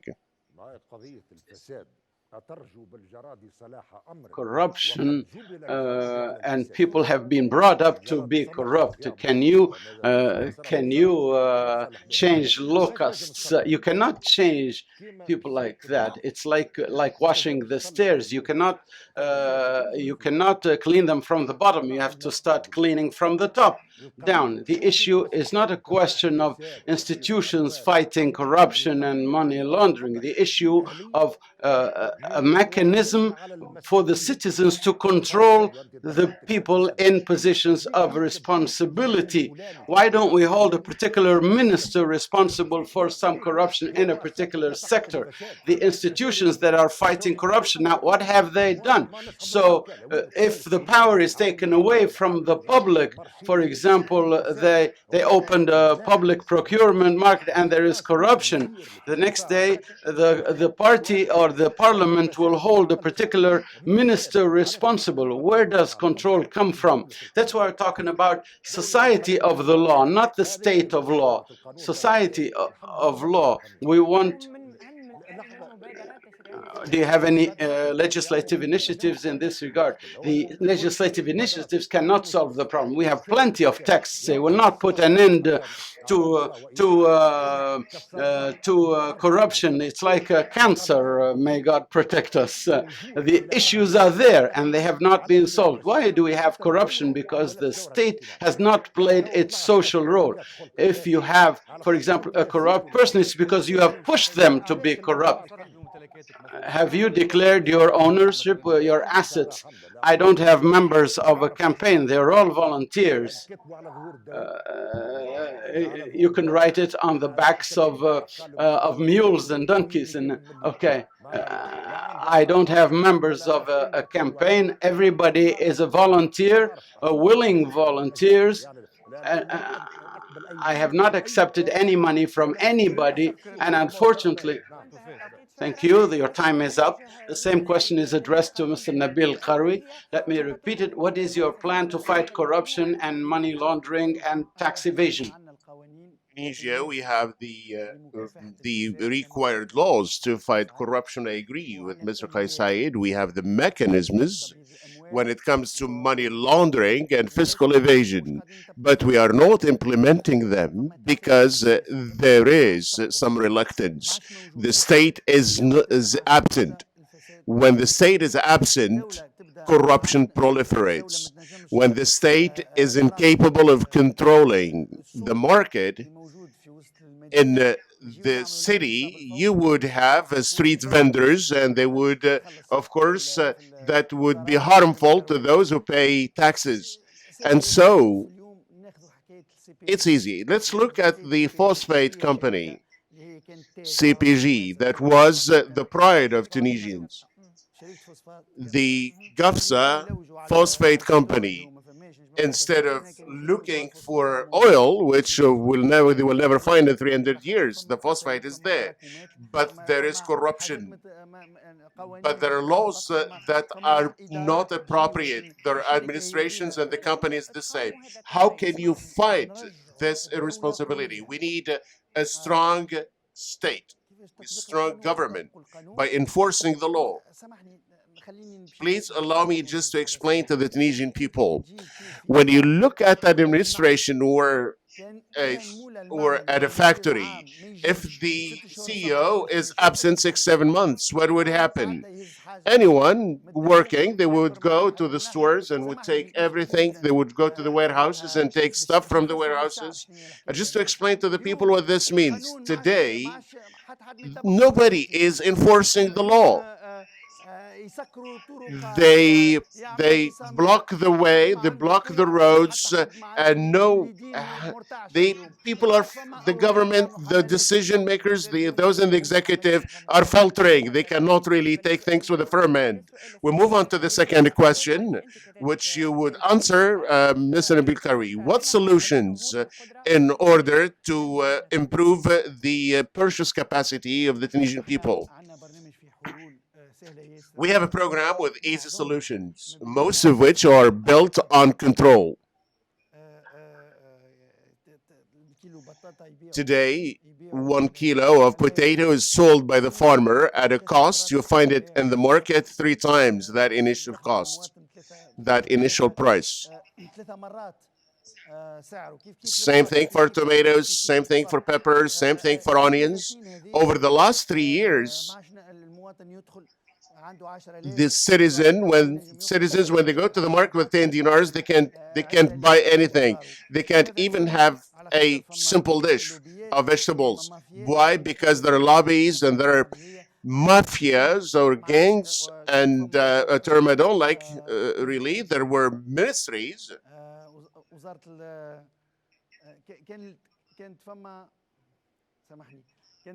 Sorry, I apologize. There was the Ministry of Economy which overlooked this. But in the past, in the former regime, with a phone call, the prices are redressed. So prices are readjusted, and the foodstuffs were the priority. But today, it is something else. So what is the solution? The journal says we restore the authority of control. We enter into agreement with the farmers. We don't need to import potatoes when we can produce it. We don't need to import bad potatoes when actually we cannot sell them, and it's harmful. We would be self-sufficient. Same thing for tomatoes, same thing for onions. We need to work harder. We need to have a government that should work hard, that should go where the problems are. It's easy. Tunisia, it's as if it is like a car, but it is on 2 wheels only. We need to readjust that. What solutions to improve the purchasing power of the Tunisian people? Okay, the role of the state as a social actor. Why are we mistreating Tunisian citizens in their daily life? It's because there are those who consider the food of the citizens as a way to put pressure on them to keep them in the current condition they're in. The state has to intervene, of course, but the intervention of the state in terms of distribution and mistreating citizens, the issues that we we are facing today are a result of this corruption that is rampant inside society. The issue is not of control or some regular control rounds or whatever. Yes, the staff members are doing their work, the controllers are, but the issue is much more profound. It is related to the social role of the state, but also the control exercised by citizens on people in positions of authority. If you become a president of the republic and you get people's trust, what are the solutions that you would propose to improve the purchasing power? You would always hold people in positions of authority responsible, including the president, holding them accountable by the people who elected them. Then it would be possible to put an end to all these traditional conventional solutions and these campaigns. For instance, today potatoes could be at 1,600 millions. Tomorrow they could go down to 800. It will be just a way of mistreating the citizens with placebos, and the social problems are forgotten, and people keep running after 2 liters of milk. The issue is that the people in positions of authority are not accountable before the people. If I elect you and then you let the situation deteriorate, I will, as a people, withdraw that empowerment from you. And then we have to stop all the people that are playing around with people's livelihoods. The next common question is, how do you see supporting the public media and the media in general without affecting the freedom of expression? The question is to you, Mr. Kais Saied. The freedom of thinking. We have to think first. We could think, but we could not express ourselves. Because the freedom of expression, the freedom of the media, there's nothing to go back on. I refuse criminalizing anybody for their free expression. The main thing is that we are free of the old concepts. You are a student of law and you understand the concept. We have to be free of the freedom to think is the first step to the freedom of expression. When we understand that we are free, but sometimes we are prisoners of some old ideas. The media, the free media, we need the free media, we need free thought, free thinking. And no media, unfortunately, this is happening around the world, and they make people only viewers. And they are brainwashing citizens through various kinds of programs, and there's a lot to be said. And you know that, Mr. Sheker, the journalist, is people are being brainwashed through the lobbies that are behind the media outlets. But this does not mean that we will go back on the freedoms, freedom of expression. As I said, how do you improve it? For example, would you make a case, bring a case against a journalist or anybody in the... no, I could have presented cases today. There are all kinds of lies being said about me now, but I will keep away from these things, from these petty issues. I think that time is a true judge of all these things. I don't have Facebook, I don't even use it, and I don't follow. And they tell me they said this and then they said that. To be honest with you, I would be very strict with myself in terms of truth and justice. Same question is for you, Mr. Nabil Karoui. How do you see support for the media and the public media sector in particular to fulfill its duties without affecting freedom of expression? The most important thing we have achieved today is freedom of expression. There is no democracy without freedom of expression, but we need to understand what is happening in the world. We need to understand what's happening in the world. You're talking about public media, we need to talk about private media. But it is perceived conventionally how to support that. Today, we need to have the law and establish the constitutional structure, that is the Ekanot, the Haika, which is the regulation authority, in order to protect the media now. But the most important achievement in Tunisia, which we do not find in North Africa, is that the rate of viewership and is 90% for the local media and 10% for foreign companies. In Algeria or in Egypt, it's the opposite. And this is the result of the revolution. People today trust their local outlets. And even if the freedom goes beyond the limit, it's better than having no freedom at all. Because the media, the world media, talked about a president of the republic that lost a case against a citizen. This is an honor, Mr. Karoui says. But tomorrow, if you have a journalist that sues the president of the republic, what would your position? Certainly, I would not sue a journalist.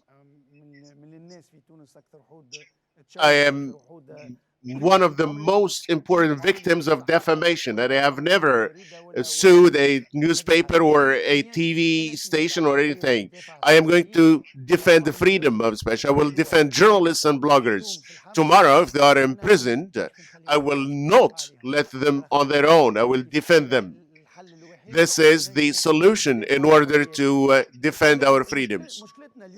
But today, when MBC or internet, when they want to operate here in Tunisia, and this is something else we'll discuss later. Thank you. At the end of this section concerning public affairs, we will not have interaction, but we will have direct questions to both candidates. And we start with Mr. Kais Saied. You mentioned that you have contributed with 50 dinars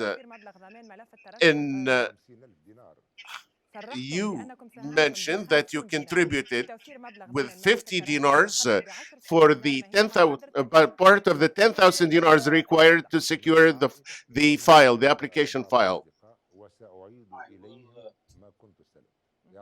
50 دينار في الواقع لفتح قالوا لي الاكتيفاسيون تاع الكونت يلزم تفتح 50 دينار ولكن راهو اللي قاموا به الشباب يفوق الخيال يعني بعض المشاهد اللي قاموا به الشباب في فكر اللي في صفاقس معنا باش يعمل بورتوكلي ولا هو وحده بامكانياته الذاتيه كلهم وحدهم بامكانياتهم الذاتيه انا بطبيعه الحال عندي جرأة تقاعد لا اكثر ولا اقل ما عنديش المبلغ هذا اللي كان على وجه القرض فما من العائله وفما اصدقاء لتوفير المبلغ نتاع الضمان المالي يعني حتى يكون ما هي حقيقه ما نشر على وسائل التواصل الاجتماعي فيما يخص بعض العقارات اللي شريتها ومن بعد عاودت بعتها شريتها بمبلغ زهيد وبعتها بآلاف الملايين. انا عندي آلاف الملايين.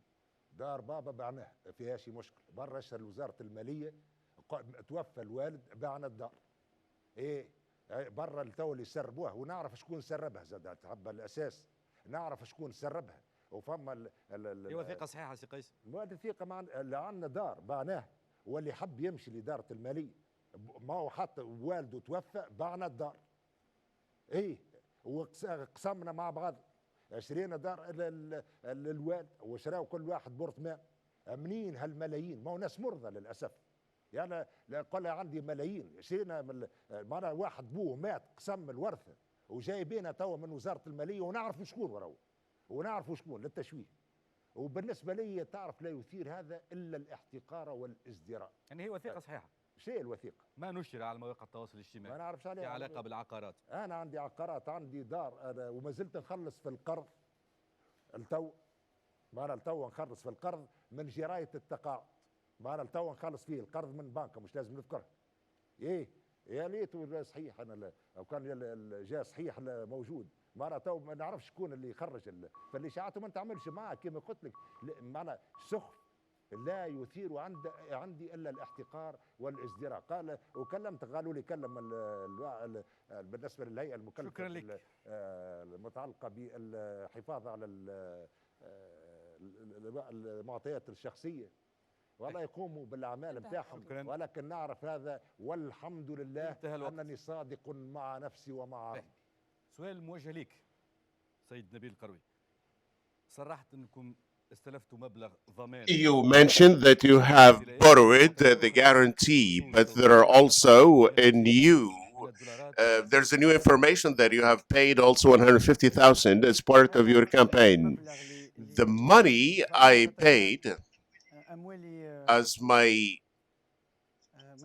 money are subject to a freeze decision, and I cannot use them.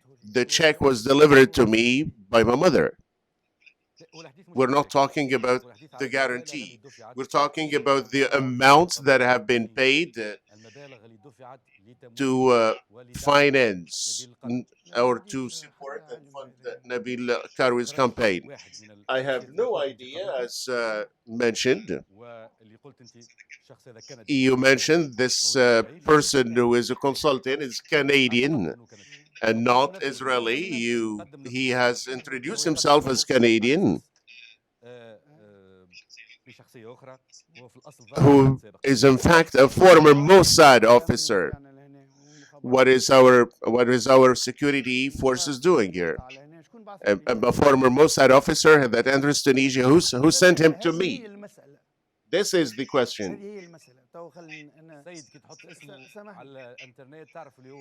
When you Google his name, you would know who this person is. Somebody who introduced himself, and you just look on the internet and you find the name of the company. I don't know. Maybe this is a dishonest person. No, people hire lobbying companies to help you. Now, according to you, this person helped me in my campaign. Last Thursday, this issue came out, and then it's come surfacing again. Bless him. If anyone is getting paid to help, then this is really sorry. Who is paying him? Who brought him? And who actually invited him to make such a statement? He said that he received $250,000 in 3 installments. He said it's documented. The Ministry of Justice, the American Ministry of Justice says a former Mossad officer who was hiding behind a Canadian company, and today that you find that actually he embezzled Russians, Africans, and he lied to many. His house was burned down in Canada because he embezzled some people. So every week we have a new story. Let's hope these elections come to an end, and we'll see later on that it's all airy stuff. Our question is to you, Mr. Kais Saied, concerning this disagreement, concerning your affiliation, political affiliation, or some form also of division among your supporters. To be clear, I have been independent, I've lived independent, I will remain independent, and I will pass away as an independent. I don't have any affiliation with any party, although there are political stakeholders that say that you are connected with the Nahda party, that you have met the head of the party for more than 30 times before running for president. I don't know where they're getting these news. No, I haven't met anyone. I haven't met anyone before running and before candidacy and before announcing my candidacy. Whoever wants to support my project, they are welcome. May God bless their soul. If they want to choose another way, good luck to them. The support I'm getting is coming from non-party affiliated young people. Those who want to take political positions and they say, I want to support you, I will say thank you. If I will not adopt their political position, positions, and even in the campaign, I stayed away from the media. If they are against the state, it's their problem. I will never be against the state or the Republican regime. There are people who are claiming to be following you, and they are acting against the state.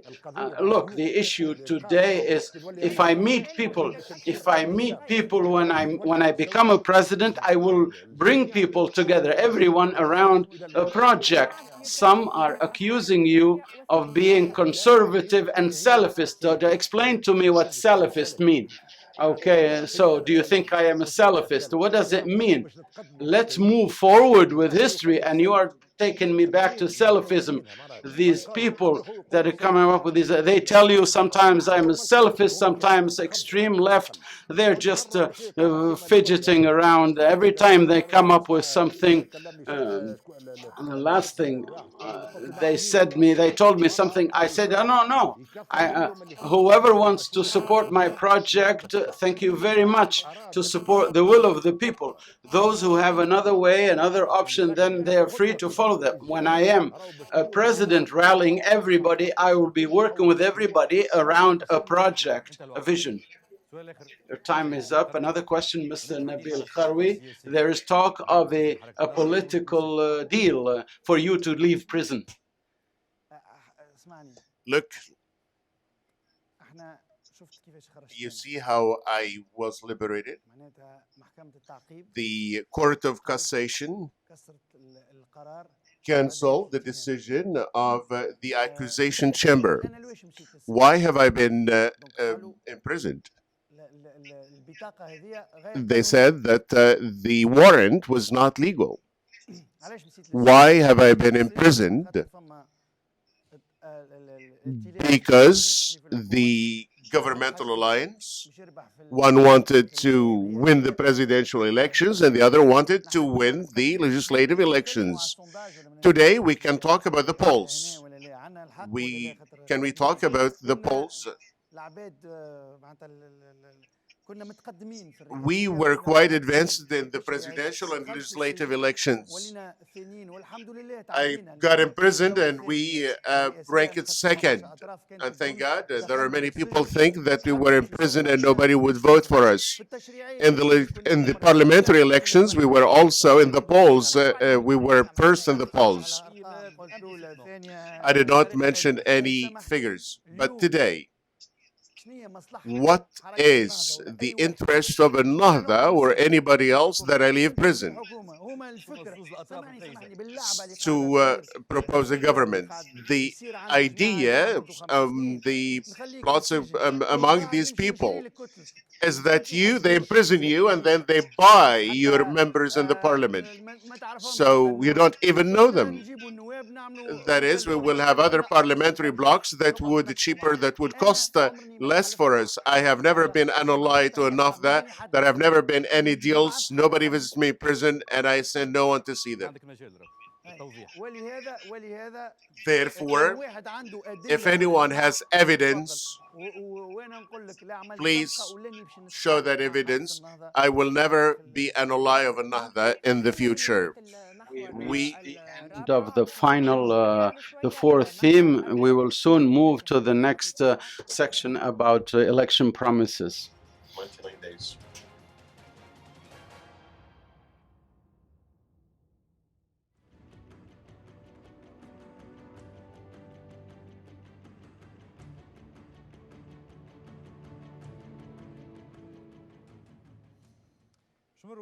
On to the questions relating to the election promises in the first 99 days, and the floor is open for you to present these election promises in the first 99 days if you become president. You have 1 minute. Look. As mentioned, we will bring together all the political parties.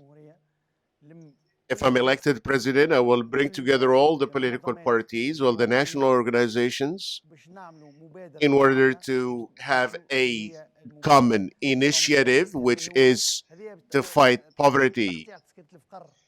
Getting rid of poverty is the first objective. This is the first initiative.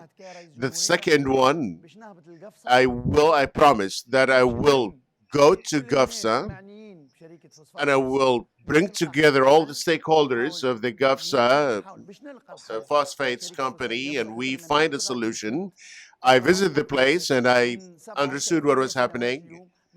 For 7 years, no president, no head of government has ever visited the place or gone to the place with the intention of solving the problem. We are now trying simply to get money. We're trying to, we have phosphates and the phosphates are not being sold.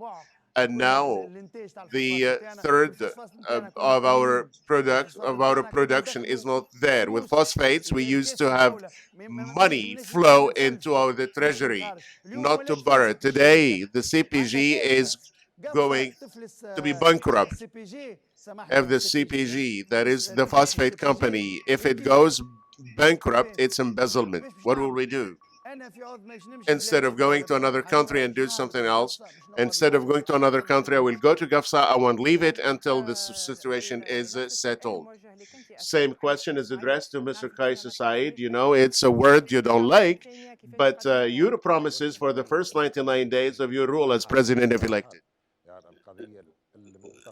The proposals, as I said, for the state to regain its social roles and present legislative initiatives in this. I don't know, 99 days, if we could talk about 99 days.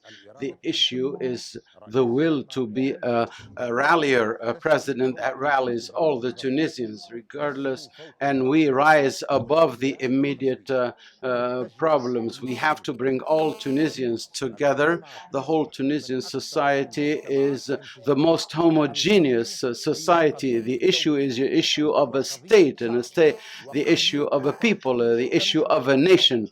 Either we, in this particular period in history, we have to rise to the level of the problems with the same commitment, with the same willpower, with the same force, and with the same commitment. Otherwise, the state will collapse, because in the end, the state is not just a group of people or political authority. It's a group of public services that should be afforded to all citizens on an equal footing. I will try with all my power, with all my commitment to carry the responsibility, and I will not accept anyone, accept anyone, exclude anyone. If I am elected, it will be people putting their faith in me. People are entrusting me with something. I will try to implement the will of the people with all my power within the confines of the law and the constitution and the prerogatives of the president. The last election relating to the debate, the question is, are you both ready for a TV debate after 99 days of being president? You would say yes or no? Yes, I am. Yes, I will come. I will come here to speak to you and to speak with you about all the issues that you would like to ask about without any exception or any topic, because the freedom of expression is very important without knowing the topics, and you will and it will be a direct interview. It will be live as well. Thank you. Good luck to both of you. Can't we interact now? 2 seconds, 3 seconds, 5 minutes. No, 1 minute, 1 minute each. Okay, allow me. I am today, with all my due respect to Mr. Kais Saied, I am surprised. It's like a Walt Disney project. There is a program that we can't implement.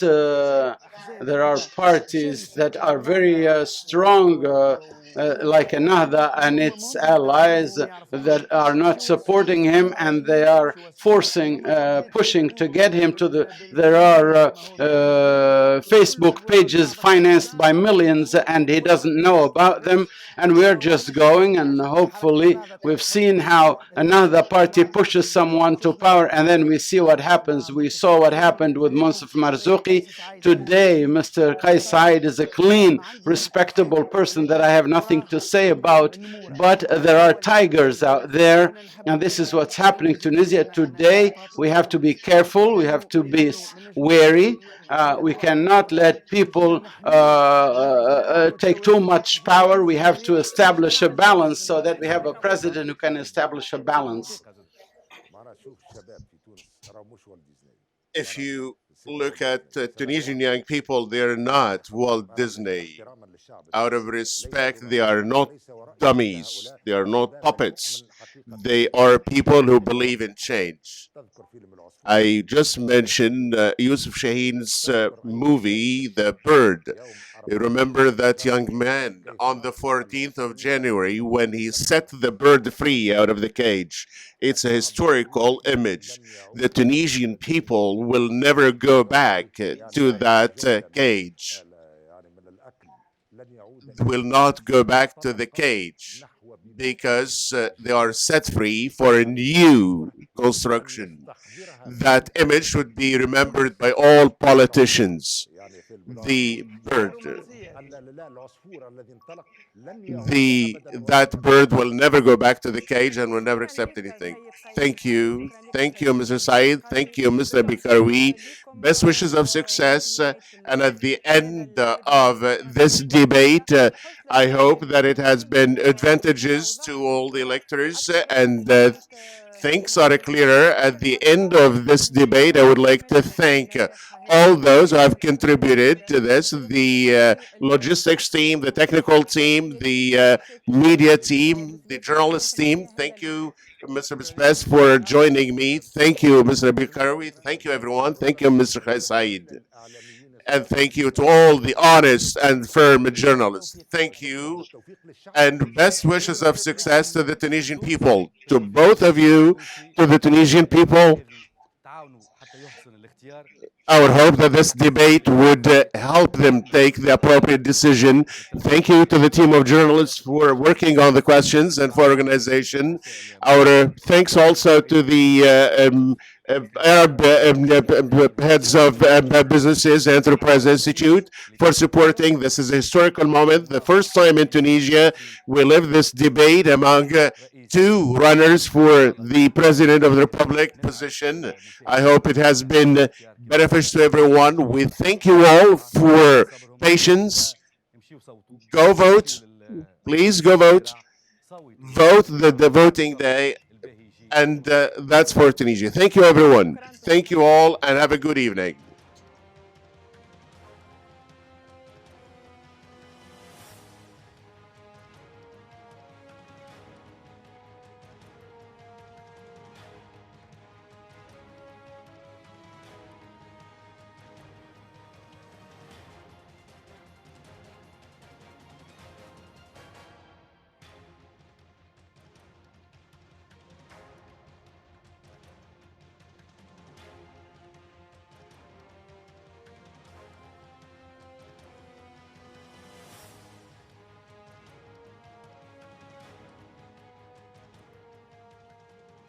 Tonight, we are celebrating democracy.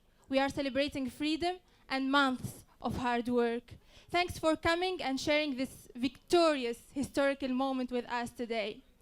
All together, we took this journey with the intention to breathe life into this newly born democracy and organize a national comprehensive debates program in order to make it easy for the citizen to make their decisions. In fact, for us as Munathara initiative, it has been at the core of our activities and events, like building a healthy public sphere and sustaining it and creating a vibrant, informative public sphere. This has been at the core of our activities and events. And when I say since day one, I throw you back to 2012. Personally, I started my journey with Munathara with a 99 seconds video. Sorry, I did not introduce myself. I'm Mariam Hani. I started as a debater with Munathara Initiative. I became a public speaker with them, then a fellow, and today I'm an executive board member. Throughout my journey with Munathara Initiative, I have been unconditionally loved and supported by the family, and in particular by the founder of Munathara Initiative, Mr. Belabbes Benkredda. Belabbes, the floor is yours. Hello.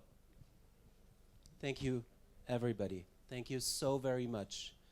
This is a historical day for Tunisia. When we started this program last year in October, we could not imagine that we would arrive to this day. We've been dreaming about this moment for exactly a year. And I'm so happy that we were able to organize the first ever presidential runoff debate in Tunisia. So thanks to everybody who made it happen. So this is hugely important, not only for Tunisia, but also the entire Arab world. People across the region have been watching our broadcast in Algeria, in Libya, in Iraq, across the entire Arab world, on Al Jazeera, on Al Arabi.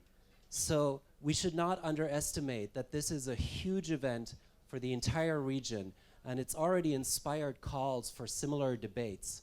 These debates have created an immediate tradition in Tunisia. People have been demanding the runoff debates when it was by no means certain that they were going to happen.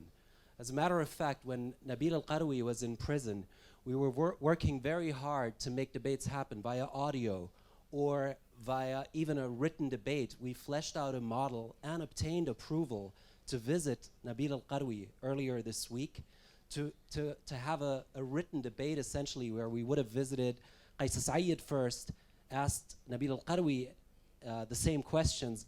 We would have given him a rebuttal opportunity, and then returned to Kais Saied for his comments and turned that into some kind of SMS debate. So this is how far we'd gotten, and with the help of our lawyers and our hardworking staff, we actually got approval from the court. But luckily he was released, and we were able to see this debate live as we did tonight.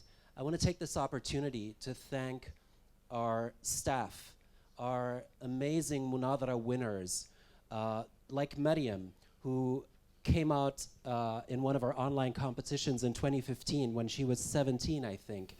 And she is, I think, the only two-time winner. So we run ongoing competitions of 99-second videos online. We've been doing this for 7 years since we were started in Tunisia. And so young people in Tunisia, like Maryam and so many others, have come through this model and qualified for one of our television broadcasts, which have been going on for the last 7 years. So the electoral debates, while we've been working on them for a year, are a new program for us. Our ongoing program is very much about the rest of the Arab world, Tunisia and the rest of the Arab world, and creating a constructive public debate across the region. And this is exactly what we're going to go back to. This is not the end. This is the beginning. It is important that we continue to support constructive public debate in the Arab world, because institutions and free and fair elections are only part of the equation. A healthy and vibrant public sphere, a vibrant public debate is just as important. It is the breath, the soul of democracy, not the institutions alone. It is actually both. So we'd like to leave you with this message. I also want to thank our funders, without whom this would not have been possible. The Federal Foreign Office of Germany was the first funder for Tunisia Decides. It was soon followed by the Swiss Foreign Ministry. We're incredibly grateful for this support. And I also want to give a special thanks to the Open Society Foundations, which stood by us in good and less good times. And I know this sounds like a marriage vow, but we really, really appreciate the support of all these funders. This has been a great moment for Tunisian civil society. We have exerted real influence where the debates would have been very, very different had we not been in the game. We fought for this format, and you could see the evolution of the electoral debates from the first presidential debates all the way to today, where we ultimately got a model that has real interaction, that has common questions so that citizens can actually compare the positions of candidates, that has follow-up questions which are so important so that candidates don't escape in their own rhetoric and people will be left with no answers. And it's also a way of supporting journalists in their due role, which is to ask questions rather than deliver messages that have been determined by somebody else. So this is all extremely important. I am very, very grateful to all of you. Thank you so much for allowing us to make history and being with us. Thank you. So I'm going to take some questions for anybody who wants to know about the genesis. Let me just say one thing before we go to the questions. In 2013, we created the idea of Tunisia Decides. We were in the Novotel on Mohammed Al Khamis for an entire week, together with a consultant called Trevor Farron. And I believe Trevor is here. Trevor, can you okay, there he is. Trevor, thank you so much, because this is the culmination of what we had dreamt of 6 years ago, and I really, really appreciate it. Trevor heads the Jamaica Debates Commission, and he has been traveling around the world helping people to understand technically and in many other ways what it entails to conduct such debates. And we have benefited greatly, I have to say, from the international network that is Debates International, the global umbrella organization of electoral debates organizers. They have given us so much technical knowledge, and we are very proud to solicit expertise where it is needed, because you cannot do this kind of program just making up things and rules on the go. So this is really, really important, and I'd like to thank you all. So let's go to questions, please. السلام عليكم ورحمة الله. اسمي محمد الخنفاس من مؤسسة الحوار والمناظرة بليبيا. في ظل الانشقاقات السياسية الواقعة في بلدان العالم العربي، ما هي فرصة تأطير المناظرة داخل هذه البلدان للقضاء على هذه الانشقاقات السياسية؟ نرى بأن تجربة مناظرة نجحت فعليا في تونس، والعرس الديمقراطي الذي رأيناه جميعا متمثلا على هذه الشاشة كان أولى معايير أو أولى الأهداف التي وصلت إليها مبادرة المناظرة. ما هي الفرصة في تطبيق هذه المناظرات لجمع الأشلاء السياسية في البلدان العربية وخاصة ليبيا هنا؟ شكرا.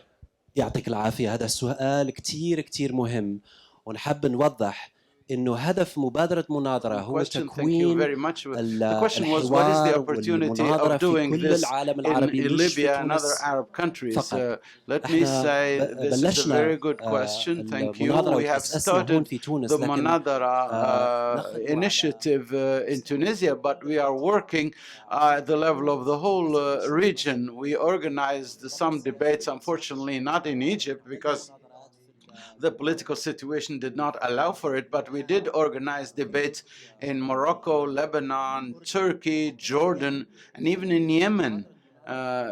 This Munathara initiative debate initiative has been working for 7 years on the Arab scale, and we have worked on election debates, and we have created a model here in Tunisia. Next time there will, if there are debates in other Arab countries, they will go back to this Tunisian experience as a reference. Debates are very important for all Arabs. That's we have Al Jazeera and a number of other channels from all the Arab world, Al Arabiya also. Today there are two stations broadcasting these debates in Libya, and that's our objective. We hope that the culture of dialogue will spread all over the Arab world. Thank you. No more questions. الباب لا يزال مفتوح لطرح أسئلتكم.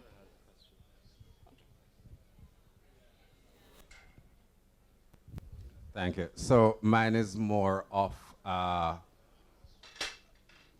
a comment rather than a question.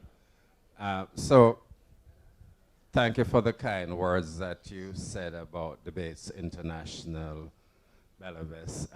I just wanted to let people know that this is not an easy thing. We have been talking since 2013, 2014, and I am so thrilled that your team stuck to it, because over those years, I know there have been setbacks, there have been times when you must have been wondering whether this is ever going to happen. But as I have told other members of the network since I came and saw the two legislative elections, that if anybody is going to do it, it's this team. So I am really, really very pleased. Thank you. Thank you so much. Thank you. I really appreciate it, Trevor.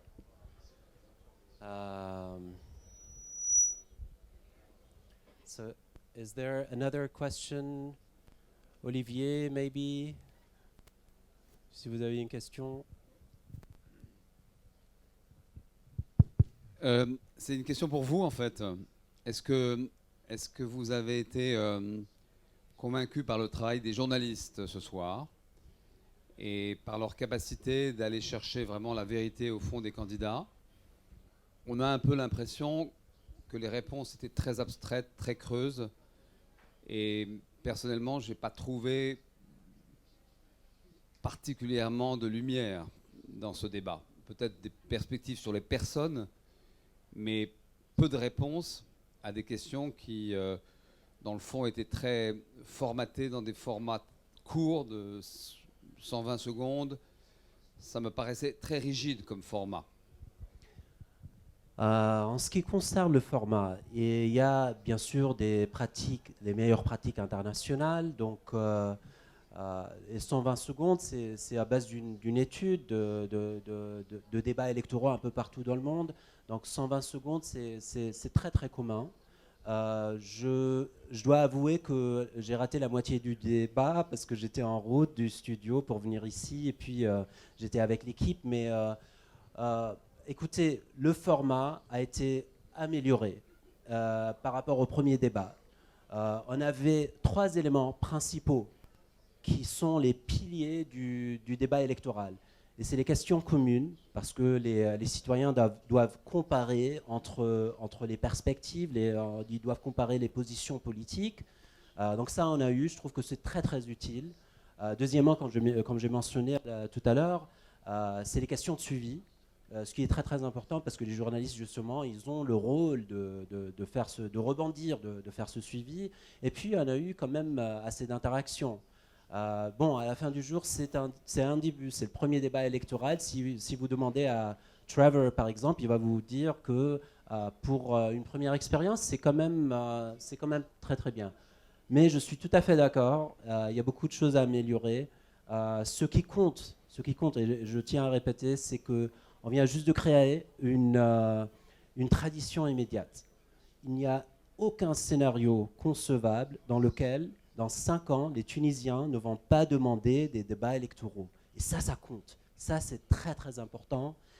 Et aussi l'inspiration d'autres citoyens un peu partout dans le monde arabe, qui est expressément le but secondaire de notre initiative. Any other questions? Okay, so Munathara would like to recognize the moderators of the electoral debates, the presidential and legislative debates, for the efforts they invested in this project. نمر إلى تكريم الصحفيين والصحفيات الذين حاوروا المترشحين للرئاسة في الدور الأول وفي الانتخابات التشريعية. نبدأ بالسيد إلياس الغربي.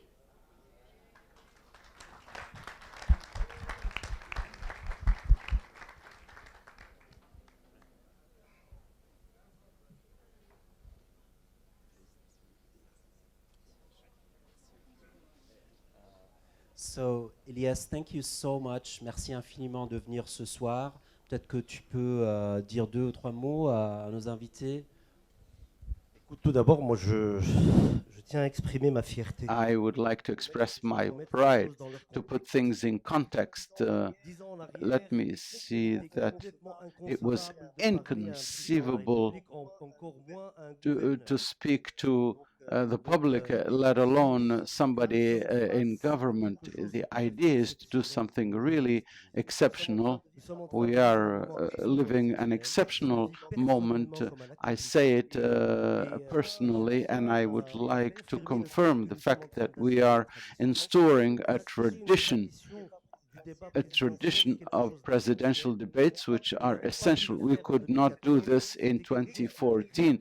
This was requested by everybody, the media, the parties, civil society, and mostly voters. The idea to be able to compare candidates. I've gone through, I've seen the first presidential debate. We were really happy. We were so excited watching something really new. We've lived it with a lot of emotion. I would like to thank the Tunisian TV, the public services, Munathara, and this interaction between the various media and this coordination that brought them together to actually work together for the public interest and to actually broadcast it together. This ability to work together to come closer to the voters. We have an extraordinary example. We have really to appreciate what happened tonight, in spite of everything that has happened in the campaign, presidential, essentially a presidential candidate. We have really recuperated all the delay that has been caused by the absence of one of the candidates. This is something that we could retain from this debate. The context was very difficult for a journalist. This is a dream coming true. I'm very proud to see people watch the debates in the cafes. People were hooked to the TV screens watching the debate. People who were totally disinterested, even though the participation in the vote was not great. We will get there. People were highly interested in the need for change, and this is the evolution. Evolution is changing habits, changing practices, changing contact with the public matters, and I want to thank everyone that has worked on this project. Thank you very much. Thank you, Elias.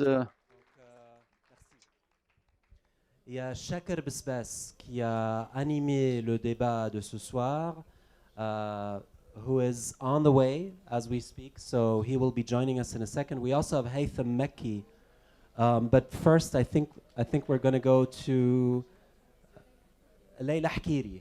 Can Leila Hakiri please come to the stage? Thank you so much.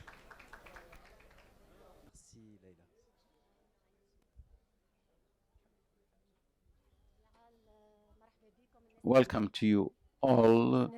I'm very happy to be part of the public media and Tunisian TV. Thanks to all this hard work, we have lived an exceptional moment. I'm very happy as a journalist. I participated in moderating one of the presidential debates, the first one. And then I participated in moderating the legislative election debate. I thank Munathara initiative, the debate initiative for these efforts. I thank everyone that has participated. Tunisia shows the world again that this is the beginning, that this is a new beginning. This is a good start for Tunisia, that we are on the right track towards better democracy, and we wish the best for Tunisia. Thank you. And now we have Oumaima Slimani. Oumaima Slimani, tu la vois? Is Oumaima Slimani here? Okay, she's not. All right, so then we go to Haythem. Haythem, تحب تجي للستيج؟ عندنا 2 ميكروفون. فما زوز ميكروفون.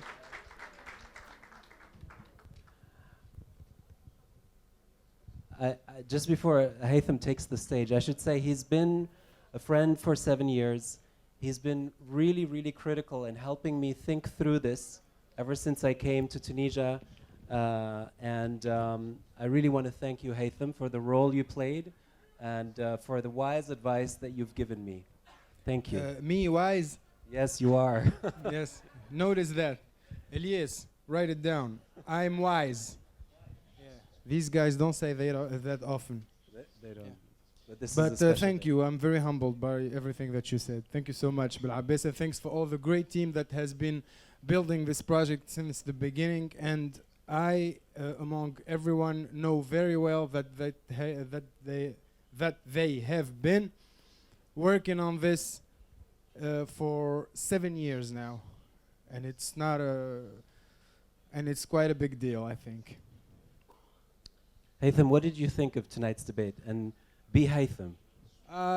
It was hot. It was quite hot at some moments, but I think both guys were out of their comfort zone, but it seems like someone is more comfortable with being out of his comfort zone than the other one.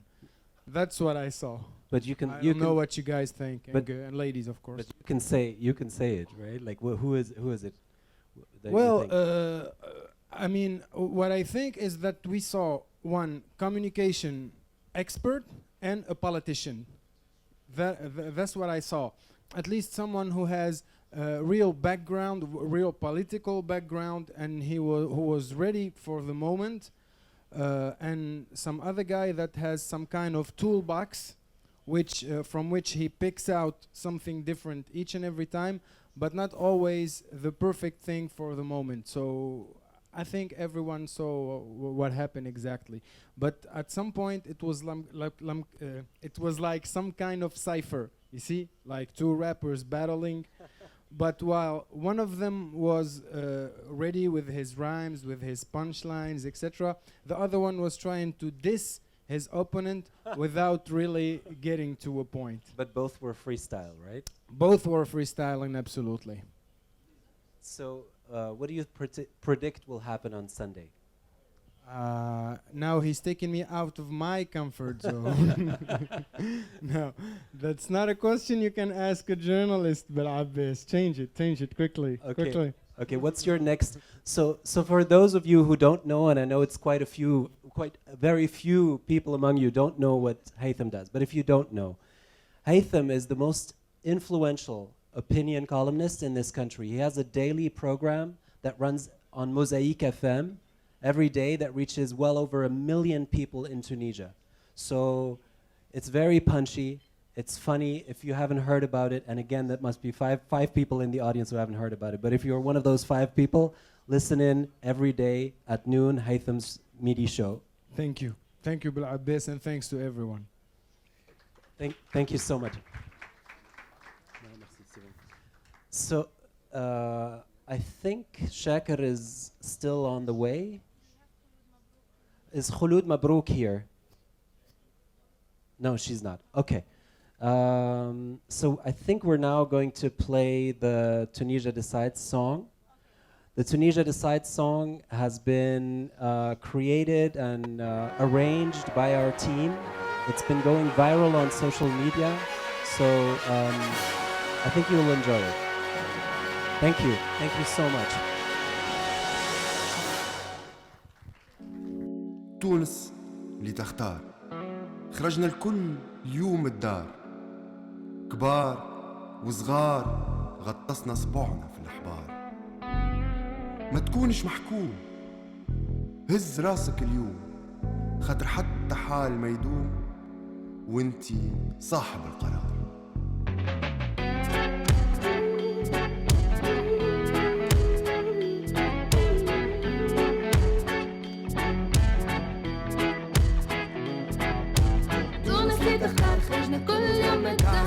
مقول البوك وغط الصبعك في الأحبار ما تكونش محكوم هز راسك اليوم حتى حال ما يدوم وانت صاحب القرار زمن في ايديكم ما تهملش هيك نهار ركز وحلو تنيك باش تعرف شكون تختار نعرف الشي صعيب وساعات في سما تحتار ما هدار هو جاب وما هوش خيار